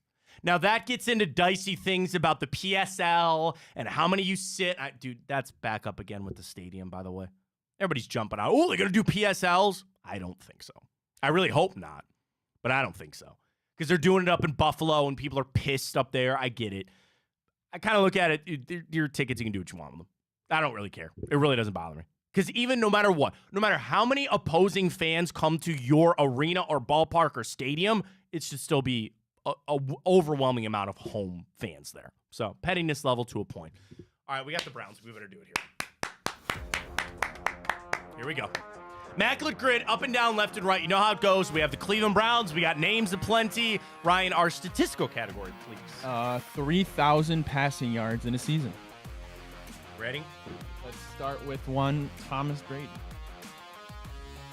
Again, at any point of his career, which is nice. So here you go. What's his name? Chargers, we just do Herbert. Or, yeah, that works too. Justin Herbert. Just do Dak Prescott. Dakota Prescott. You know that's his real first name is Dakota? Actually, I think it's his middle name. It is his middle name. I don't remember. I forget what his first name, but I think I've seen it. I'm wasting time on the grid here by looking it up. All right, I'm just ripping Baker Mayfield for Browns. Rain Dakota Prescott. He goes by Dak. Probably a good idea on that one. Yeah, Rip Baker. Travis Benjamin, Chargers. Ooh. Dallas? I don't know. Josh McCown?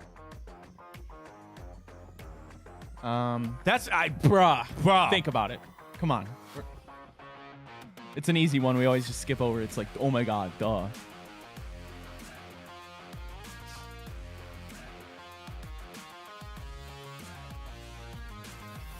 I promise you. He's on the Browns right now. Oh. I was going the other way. Yeah. What a steal that was, by the way. All right, we're cooking. What a steal. All right. Broncos, Chargers, Melvin Gordon. Melvin Gordon. Good call there.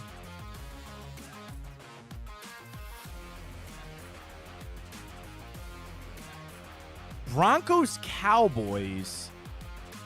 Charles said Bernie for Cowboys, Browns. That would have worked too. Oh, yeah, that would have worked. Yeah, that would have worked too. 100%. Yeah, you're right. Good pull. All right, 2 more. Broncos, Cowboys. I keep wanting to say Philip Lindsay, but he never played there. I think he went to Houston.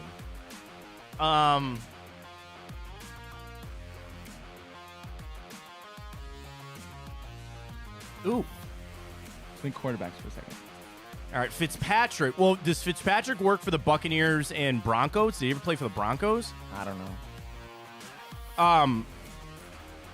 Broncos, Cowboys, Case Keenum? I don't think so. Man. Fitzpatrick, Josh Johnson, our usuals there. I don't think so. All right, pick one to focus on because I get too scatterbrained. I'm trying to focus on Cowboys Broncos.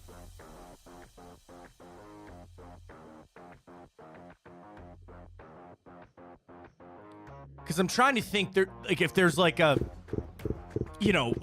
legacy. There's one I know. I feel a running back.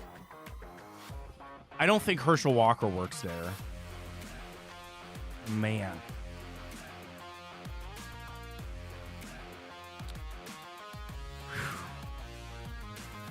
Damn. All right, you want to pull back on that one? Go stamp it. Go Bucks Broncos. All right, Bucks Broncos. No receivers. Oh, John Lynch. John Lynch. Yeah. Remember, I didn't even know that was a player. Yep, John Lynch. All right, let's close this bad boy out. All right. Like, T.O., no. I keep wanting to say Demaryius Thomas, RIP. Because he went somewhere after Denver, but where did he go? He didn't play his whole career there.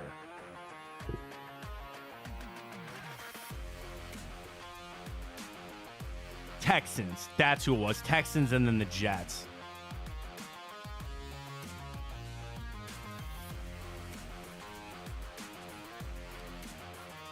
Oh, man.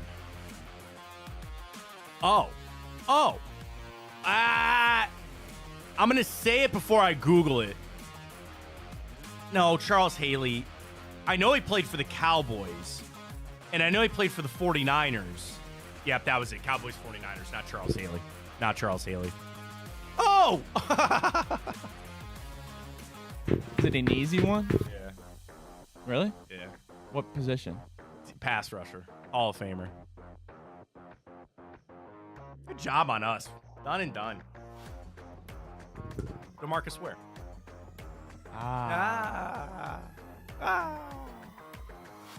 DeMarcus Ware, baby. Click it, yeah! Well done. Well done. Well done on the grid. I love that. I love getting the grid, baby. That's how it rolls. All right, good front. That might be the first one we've gotten in quite some time here. Quite some time there on the grid, so appreciate everybody joining us for a little mental exercise in the morning. All right, let's catch a break. We come back. We'll get to time hop. We'll get ready for the Guardians to go tonight. Some other things trickling in as well. We'll get to some football things. Stay with us right here on Big Play. Folks, tonight, Thursdays, we got the Big Play Cincinnati show. Yes, we do. Bangalorean and Drew Garrison. We got Boobies World this week? Tomorrow, I believe. Tomorrow, nice. Good primer there with Boobies World. Last night, had Drennan. We had Chico's show yesterday, so they had Nick Shook on to talk a little NFL draft. Folks, Big Play. We have 12 different shows across all different channels right here. And really, every day of the week. It's not only, like, obviously we're on every single day from 9 to 11, but literally every day, Monday through Friday, and most days with multiple shows, multiple different shows covering things out for you here with Big Play. Our merch is up, bigplay.com. We got some new t-shirts coming out as well. Folks, follow us, Big Play CLE on Twitter, Instagram, YouTube channel. It's all there. Follow us and just check the website out, bigplay.com. They'll tell you about all the shows, all the merch, everywhere that you need it. And, of course, Thursday nights always with the Cincinnati guys. How about this, Matt, real quick? What's that? Yeah, please. Article from Pro Football Talk. According to Jalen Warren, Steelers special teams coach has discussed Justin Fields returning kicks. Really? Who knows if there's substance to it? But I don't know. I mean, you never know what's going to go down sometimes- with these new rules. Well, I get it. Well, kickoff more than maybe the punt, but oh my God. All right, here's my instant reaction to that. Shouldn't the PA step in? And I get it because, like, you're talking about team player, right? Because imagine if you sat down with Justin Fields and said, I want you to return kicks. How degrading that is. What a slap in the face that is. Now, there are other guys that are willing to, like Terrell Pryor. Terrell Pryor had no problem shifting to wide receiver because he goes, this is where my career is at. If I'm Justin Fields, I'm like, no, absolutely not. But then what does that come off as? Oh, I'm not a team player and I'm not here to help the team. Imagine Lamar Jackson doing it. That's what I'm saying. Like the same thing. I think the PA should step in and be like, "No, he's not doing that. No, That's not but his job." you can't. I do know that. they can't do that. But what a slap! I know it's done and over and dusted. I would like Justin Fields to go somewhere where he can actually play. Maybe he will. I am a guy that is a Justin Fields defender. I think he can be good in the NFL at quarterback. I don't want to see that. And I feel bad for him. And I will carry the torch here for Justin Fields, not just because he went to Ohio State. It's because I actually think he could be a really good quarterback. And yes, I wanted the Browns to trade for him. I wanted the Browns to get him out of Chicago as a backup guy on this team. Do you need him? Not necessarily. But I wanted them to do that because I think Justin Fields can be really good. So, no, I don't want him to return punts there in Pittsburgh. Kickoffs. Oh, I'm sorry. They said kickoffs. I'm sorry. I thought you said punt. No, kickoffs. Yeah, nobody can return kickoffs anymore anyway. Well, I guess the new rules, they're trying to get more returns. Yeah, what a slap in the face that is. And I get it, that there are some guys that you realize, like, bro, this is your way, man. You're not going to make it, right? You had a Heisman Trophy. Who was the guy from Nebraska? Eric Crouch, I think it was? Or was it Jason White? One of those guys was a Heisman Trophy winning quarterback out of Nebraska, and they go, you're going to play safety. You're coming in. You're safety. That's what you're going to have to do. Scott Frost, quarterback, Nebraska. Played for the Browns, by the way, as a safety. Not Craig Krenzel. That's really bad of me to say. The guy that had the drink was Belisari, I think. There was an Ohio State quarterback. And they're like, you're not making it. Not Terrell Pryor. Prior to him. Oh, God.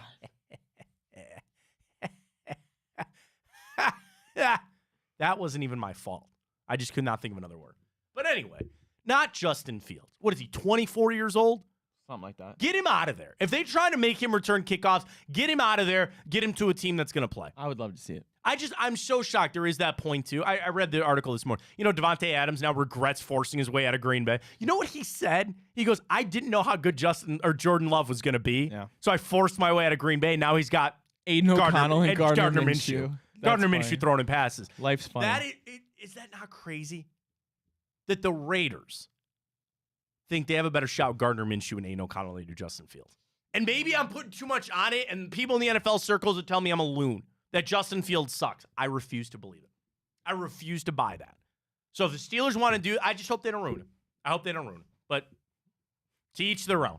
The Steelers want to make Justin Fields return kickoffs. If you had to pick, we should have Miles. It'd be like going to Miles. No, Miles and Justin Fields are on two completely different levels. You imagine Miles returning kickoffs? Somebody trying to tackle him? Just get off. Just push him away. Have Javon Briggs do it. Oh Massive God. arms. Oh He'd be slow as hell, but yeah. Just lower and just trucking fools, kicking return or kickoff returns. I'm all for it, man. Wow. You want to know one other NFL story that just came down? Huh. The draft's a week old now. Oh, yeah, Marvin Harrison. Marvin Harrison has not signed his NFLPA licensing agreement, and his Cardinals jersey is still not available for purchase. I wonder what's going on with that. Because, again, for those who don't know how the back end works, when you join the NFL, you have no choice but to sign with the Players Association. That's the union, right? You can't be a scab. You can't be on the outside, right? So you join that. Well, part of that is that the PA handles all your official. Now, they can go sign a deal, right? Marvin Harrison wanted to come to Big Play and say, I'm going to give you guys my name and likeness. You're allowed to make T-shirts for me. Fantastic. But as far as the official licensed jerseys, you have no choice but to sign that. Why does Madden work? Because they just sign a deal with the PA. There's no players union in college. So that's why the college game hit the skids and they're fighting their way back there. Madden works because they cut a deal. So literally these guys get checks. I don't know about every quarter, something like that. And it goes, here's your here's the money that you made up. You know, we take our cut, but you get your money for how many jerseys you sell, how many, how much Madden gets, all that other kind of stuff. He hasn't signed it. I wonder why not. Has he picked his number yet? Maybe he's waiting for I don't know. That's just weird. That just came out. The Marvin Harrison's still not signed his preliminary licensing agreement. What's he trying to do? Hold off? Bro, and I'll tell you this. There's going to be no NIL thing. There's going to be no, and there's a version, in the pros, you can go make money any way you want outside of it. That's a big chunk of my career. Not big chunk, but a part of my career. prior stuff, we've had athletes that have deals. You pay them money, they show up for their radio show every week. They sign deals with T-shirt companies. They sign deals with what they're allowed to do that. But when it comes to actual jerseys, they got to go through the PA, and they got to go through. It's not Fanatics. Who's the NFL licensing? NFL jerseys? Is it Nike? Is that bad? I don't even know. Well, Fanatics has all of them. And then who makes the jerseys for the NFL? Is it Nike? Am I overthinking that? Riddell? No, it is Nike. It is Nike. It used to be Adidas. Now it's Nike. So we'll see what plays out with that. All right, catch your final break. We'll get to time up. Get you ready to go for the guards tonight. Sprinkle in a few things more. Stay with us. Fontana Show right here in Big Play. Well, how do they know I'm doing this? Did somebody leak this out? It's social media. Oh. It's just that's the way social media works now. I thought maybe you were just running that yep.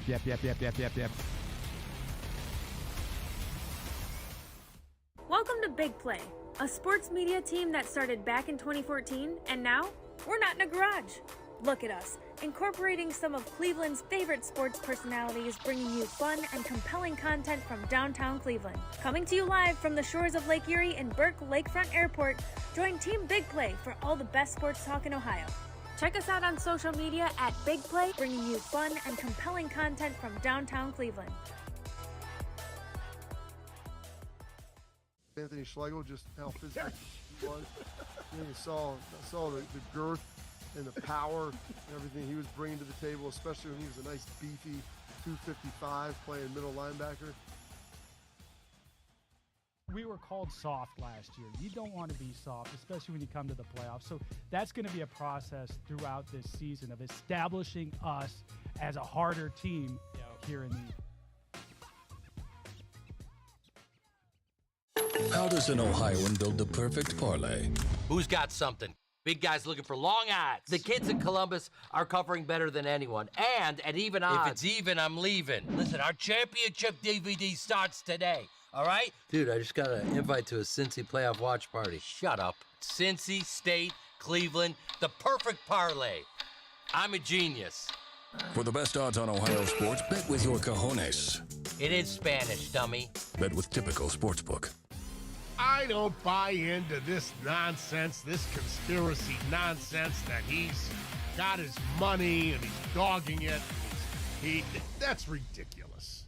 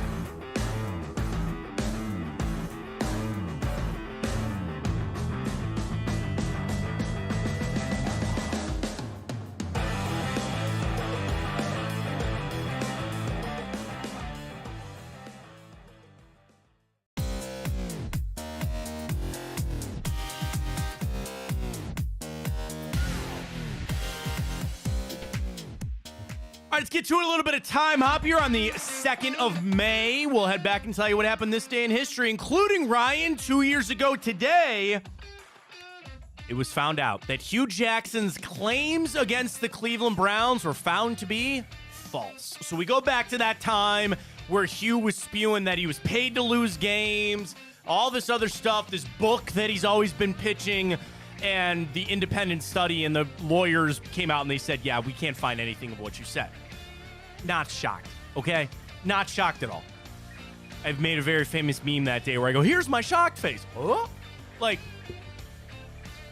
how did you not know what was going on? I wasn't in the room. I don't know what was said or not, but if any player was, or any coach was ever paid to lose games, the scandal that would be had. If he couldn't read the room to understand that that's what they were doing. Now, did Sashi Brown maybe not do a best job of updating him and keeping him up? Dude, you had a bad football team. Nobody asked you to go 1-31. You had potential to win some games there. You didn't. I don't know what to tell you. He's disgruntled, and I keep waiting for the book. Q, I'll buy the book. I'll read it. I'll be interested. But you always know, what's the old saying, Ryan? There's always three sides to everything. There's your side, their side, and the truth. Don't know what happened. Q had an axe to grind, probably wanted some money. Don't know what to tell you. His butt was hanging out when he went into Edgewater Beach. That's my lasting memory. I don't know what to tell you. Also, this day, 2022, this, I believe, was a mistake by the Browns. They waived kickers Chase McLaughlin and Chris Blewett, making Cade York the only kicker on the team. And I tweeted it this day, Ryan. I thought that was a bad idea. They should have had, not competition, but had Chase McLaughlin here. Hey, this is Cade York. Tell him how to kick in the NFL. Teach him some things. I always think veteran leadership at positions are important. Yes, coaches are important. There's something to be said about a guy that's in that room that goes, I've done this. This is how I've played the game. You should have one of those guys at every position. Joe Bitonio, offensive line, corner room, Denzel Ward. Even we're seeing Amari Cooper. Tell me Amari Cooper's not going to sit down with some of these young guys and go, hey, this is how I do things, right? But the two that maybe stand above the rest, number one is very clearly quarterback. If you have a young quarterback, that's why I think Drake May, what a position he's in, man. Jacoby Brissett is going to start, and in the meantime, this is how I view things. Remember when they tried that with Tyrod Taylor and Baker Mayfield? And I think Tyrod, I always look back fondly on Tyrod being here. But it was just Hugh forcing that a little bit. But you also need the rookie, which I think maybe might have been a mistake on Baker's point. You got to sit that rookie down and go, shut up and listen here. I know you want to play, but you're not playing. That's why I think quarterback competitions are stupid when you have rookies. If I'm the New England Patriots, if I'm Gerard Mayo, this is Jacoby Brissett's job. Hey, Drake, let's sit down and have a real freaking conversation right here. You are our future starter. Don't ever forget that. But we need you to learn a little bit. We want to put you in the best positions to succeed. Now, I know you're sitting there and you watch guys like Joe Burrow, and they light it up and then they get their, dude, we want you to get a big fat contract from us. 1 year is what we need. We need you to sit this year. I'm not saying you won't play. And the thing is, you need that rookie to not feel all down and be like, we want you to work your ass off. You're going to get some time, but this is Jacoby's job. Every day, I want you picking his brain on something. How do you read this defense? How do you hold this offense? What's your play call here? What's your shit? All of those things to help you out because we want you to be successful, right? I think you need a quarterback. And the other one, again, the mistake the Browns made 2 years ago, when you have a rookie kicker, bring a veteran in. Not to compete, but this is the job. This is how you do it. And I know Cade is back. It's Dustin Hopkins' job. Maybe he's got a bright future, but that was a mistake I think the Browns made this day, 2022. This day, 2018, Edwin Encarnacion hit 3 home runs. Indians beat the Rangers 12-4. Is that sad that he is probably the biggest free agent signing the Guardians have made in 20 years? I mean, he really is. He is. Zunino didn't work. Josh Bell didn't work. It was Encarnacion, man. And the not the biggest, trades. They've made big trades. Andrew Miller, what a trade. Holy God, what a trade. Did we trade for Napoli or did we sign him? I think we signed him. But like Josh Donaldson didn't work. Jay Bruce did not work. For a time. A little bit. How's that Padres trade looking out for you, by the way? Naylor, Gabriel Art. I know Cal Quantrill's not here anymore, but that really kind of worked out for you. Guardians make some hay when it comes to trades. Now, free agent signing, yeah, I don't think you could think anything outside Edwin Encarnacion. That was the biggest one, and it kind of worked out. This day, 2012, Edvin Munch. Shout out to Munch. Hope you're well, buddy. Edvin Munch painting the screen set a new auction record being sold for $120 million. The bidding started at $40 million. It took 12 minutes for it to get up to $120 million. I'm Googling this painting. I don't even know what it looks like. The Scream? I thought it was like Ghostface, you know what I mean? Yeah, kind of, I mean, I've seen this picture. Oh, yeah. Creepy as hell. Can you pull it up on the screen quick for people? Just pull it. Go full screen and then just bring up the bring up the webpage. You know what I mean? Yeah, that. Yeah. He painted it in 1893. Was sold. It's been stolen twice. I don't like it. Not quite your decor there? You wouldn't pay $120 million? Creepy and weird. Bidding started at $40 million, lasted over 12 minutes when American businessman Leon Black, by phone, gave a final offer of $19.922 million, including the buyer's premium. After the sale, auctioneer Tobias Meyer said the work was worth every penny. It's one of the great icons in the art world, and whoever bought it should be congratulated. As of 2018, it remains the fourth highest nominal price paid for a painting. The highest paid ever was the Salvator Mundi from Leonardo da Vinci, was sold for $450 million. You'd have to sell that to pay for half the stadium. Sold in 2015. Bought by, it looks like some prince. I don't know who. Man. How do I get into this? Wait, I have no artistic skill ever. And also, all these guys get famous after they die. And they sell all this money there. This is an important day in our United States history because I'll never forget this day. 2011, Osama bin Laden was killed by American forces. And you don't wish death on people, but that's one. That's fine. And I'll never forget, I was sitting at my college house, and a friend of ours who was really into politics, he texted all of us, and he said, you're going to want to watch President Obama's announcement tonight. And he's like, there's a lot of rumors circling that they got him this day, 2011. All right, you want some trivia here? 2010, yes. LeBron James was named back-to-back MVP. He became the 10th player in NBA history to win back-to-back MVP awards.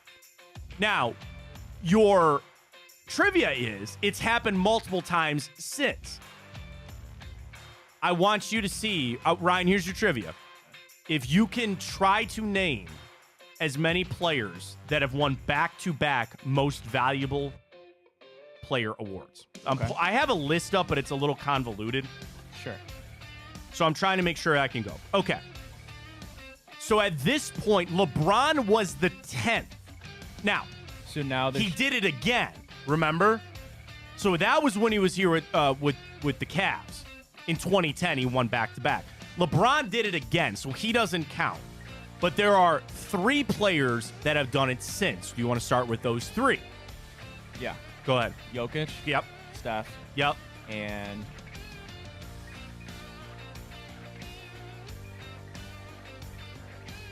Giannis did. Yes, he did. Oh, he did. Yes, so he did. No. He went back-to-back. I was going to say he has to be the only one. No, he went back-to-back.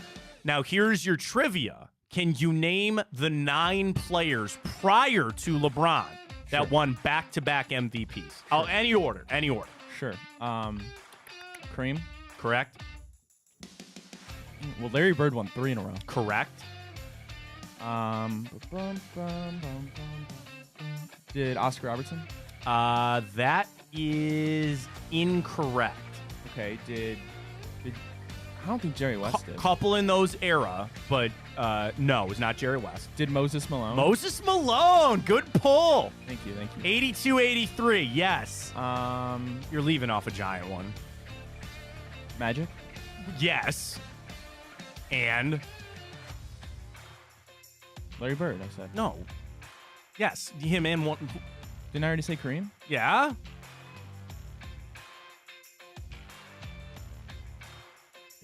Kobe? No. No, Kobe didn't. No, I know. What are you talking about? You played for the Lakers, obviously? No. What do you mean I'm leaving? You are missing the biggest of the big here. You haven't said his name yet. Oh, sorry. I just think he's so much worse than LeBron. Yeah, clearly. Michael Jordan. Correct. So how many more do you need? You need 1, 2. I think that's it. I think you only need 2. Are they gettable? Yes. Mostly because they also Bill Russell? Yeah, it is correct. And 1 more? One more of that era. You're missing another one in the 2000s, but one In more. the 2000s, I'm missing Yeah, one? you're missing one. It wasn't. Was it Shaq? No. Kobe only won one. Garnett won one. Steve Nash. That is nice, Ryan. And I'm missing one from the You older got days. one more from the old days. And who was the last one that you said before Steve Nash? Bill Russell, right? Yeah. Yeah. Bill Russell won 3 in a row. Larry Bird won 3 in a row. And this guy also won 3 in a row. He's an older guy? Yes. Like Bill Russell, older guy? type Yes. era? Like he actually ended Bill Russell's. So here's how it went. Bill Russell won the first, not the first ever, excuse me. He won in 58. Then he won 61, 62, 63. Oscar Robertson won in 64. Russell won in 65. And then this guy won 3 straight. That's when Moses was winning them, I thought. No, Moses was in the 80s. Moses Malone won his in 82 and 83. Is it a Celtic? Yes. No. He never played with the Celtics. No, I'm sorry. No. Really? 3 in a row? 3 in a row. He won 4 total. He won one in 1960. Then I said Russell won 3. Robertson, Russell, back to this guy for 66, 67, and 60. He's got a record that'll never be passed as far as a single game scoring output. Oh, okay. I just literally forgot about him. Will Chamberlain. Duh, that was up there with Michael Jordan for That the is easiest correct. answer. That is correct. Yeah, that is correct. So those are all the back-to-back MVPs. Embiid obviously will not go back-to-back, I don't think. I think it's going to go to Jokic there. But there's your little trivia for the morning. This day, 1978, the NFL draft. Earl Campbell goes number 1. How about a first round for the Browns? Clay Matthews, 12. Ozzie Newsome, 23rd. Nice. Pretty good draft this day, 78. This day, 1974, a little film up there in Martha's Vineyard began principal photography. This day, 1974, first day of shooting for Jaws. This day, 74. What a hell of production. They almost fired Steven Spielberg. They went over budget, over time. It was crazy. There's a lot of great documentaries on it. Watch it if you got some time. All right, we did this yesterday with Lou Gehrig, but today was the day that he removed himself from the lineup, ending his streak of 2,130 straight games. He would unfortunately never play again. He was battling weakness, which at the time was due to undiagnosed ALS, and it was all over for Lou Gehrig this day, 1939. A very happy birthday goes out to David Beckham. Kyle Busch, NASCAR driver, who I cannot stand. Perfect nipples. David Beckham. Oh, that's right. We did that story about people doing almond-shaped nipples there for David Beckham. Paul George. Dude, my tweet about that was so funny. Come on. The Rock, Ellie Kemper, and Sarah Lang. So I know does a lot of great work on the baseball side of things. Celebrating birthdays today. All right, 3 movies for you today. One is a little out there. Maybe we'll get it's a sequel. But we start this day, 2008. This movie launched one of the greatest cinematic universes and most profitable cinematic universes in history. That would be Iron Man. That still holds up. Oh, it's still day. a top 5 Marvel film. It kicks so much. I'd say it's ass. top 3 Marvel It's film. so good. It is so perfect. The and opening, then with him in the Hummer. Then Back in Black. Then he's just the fact that they sprinkle him in and all the other ones, like he shows up at the end of Hulk, and it's just. Yeah. The Marvel just kicks so much. And that was the time. It'll never be recreated again. I know there's superhero fatigue, but it all started with Iron Man. This day, 2008. We go back to this day, 2003. It was a superhero sequel. This is the one I don't know really how to describe how good it would be. 2003, a superhero sequel? Yeah. I might need a little more than that. A team of superheroes. One guy is going to be in the film again this summer. X-Men? Yep, X2. Oh, okay. Ever see it? Not great. It is what it is. I don't know. X2 this day, 2003. All right, final one. This day, 1997. This movie started for, in my opinion, one of the greatest true movie trilogies, where there's only 3. And it all started with, yeah, baby! Nothing? Yeah, baby. Also a great intro. Follows the life and times of a spy and his arch enemy, who's got a cat. Yeah. Austin Powers. Austin Powers, International Man of Mystery. I still think the second one and the third one, they all hold up. They always change. They're different. But for my money, the Austin Powers trilogy, as far as just 3 movies, it's right up there, man. Very good. Very happy birthday to Austin Powers. There it is with a little bit of time. All right, Ryan, we got to change things a little bit with Tipico. A little behind the scenes. There's some things changing up with Tipico, right? So I know people are going to dive in. They want to get to the same game parlays. There's a little hiccup with that. I can't get into the technicality of it. Things are going. They're working towards a solution. So do you just want to go guards to win tonight? I thought about a parlay of basketball. We got to do basketball. We can do basketball. You want to do basketball tonight? Yeah. All right, can we get to the odds for tonight? Do you want to know my lock for tonight? Yes. Knicks. Knicks. Yeah, that series is going back. Oh, is that what you were thinking? I didn't know if you were going to go to the Bucks game or not. 8.5, I knew was too much for you. That's too much for the Pacers. I actually would like to take both dogs tonight. You want to do that? Can we do those 3 and a Guardians win? Can we do that? We can ask. Hang on. Let me see if I can even do it on the app. So Browns released rookie numbers. Did they? What do we got? Mike Hall, 51. Okay. Zach Zinter, 70. How'd you know that? They had a video of him picking it out. Oh. No, I knew that, Ryan, from my inside sources in Berea. I was like, how did you know They have a that? video. Jabari Thrash, 80. Okay. Nathaniel Watson, 40. Miles Harden, 26. Jawan Briggs, 53. What's your favorite number of those? Probably 40 for me. I like 40. I like 80. I like 80. 80 is a good number. That's juice. That was juice. Yeah. All right. I'm going to take Bucks plus 8.5. Can I take the 76ers? I'll take I'm taking Knicks. No, Knicks. I'm going to take the Knicks to win outright. And then can I get to baseball? Yeah. Whoa. You want to do guards win? Yes. Plus a run and a half guards win? Let's just do guards. Plus 801, buddy. So we'll probably get boosted like 1,000. Can we send that to them? Do you want to send it to them? Send it right now. Hang on. All right, just do this because I know there's people that want to tail our boost. Follow us on Twitter at Matt Fontana Show. If we get that boost up, I'd love that. Can you lay it out so I can clip it? I just sent it to you. No, I mean so I can clip the video. Oh, okay. The clip the video. Lay it out for the people. Let's do it again. Here we go. Tipico. I hope they can post this. If they can, great. We're here to go. We'll do a little NBA and the guards tonight. I like the Knicks money line, Bucks plus 8.5, and Guardians money line. That's already up to 800 on itself. We'll see if Tipico can boost that on up. Let's roll. Tipico code Fontana 150. When you sign up as a new customer, deposit $150. You get $275 protected bet credits back to you. Cashback rewards are flying with Tipico. Get signed up with that code Fontana 150 right there. Do you want your quick trends for tonight, or do you just like where we're at with our picks? Up to you. Milwaukee 2-5 straight up in their last 7 against Indiana, but they're 0-5 their last 5 on the road. I'm just going to ask them to cover. Indiana 7-3 straight up in their last 10. 4-2 straight up their last 6 games and playing on a Thursday at home. So that's just for you, Ryan. Thanks. You know me on that. And then let's go 76ers and Knicks. 3.5. I'm taking Knicks out right here.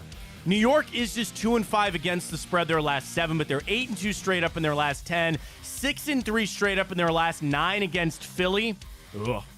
The Knicks are just 5-12 straight up in their last 17 games on the road against the 76ers. Dude, Philly is 13-3 against the spread their last 16 games. I just take that. That's got to be a close series. There's no way he just finished out. Or, no way. It's got to go back and forth a little bit. I'll be riding. Are you? Are you in? All right. At Tipico, get signed up there. It's going to do it for us. Really appreciate everybody joining us today. Great stuff with Jake Burns from the OBR talking Browns draft picks. If you need it, go back, check it out there. And we'll be back tomorrow getting ready to go. Cavs closeout game tomorrow night. We'll get you geared up. Don't forget tonight, Big Play Cincinnati show across the Big Play channels right here. Appreciate you joining us. For Ryan Tyler, I am Matt Fontana. As always, take it easy.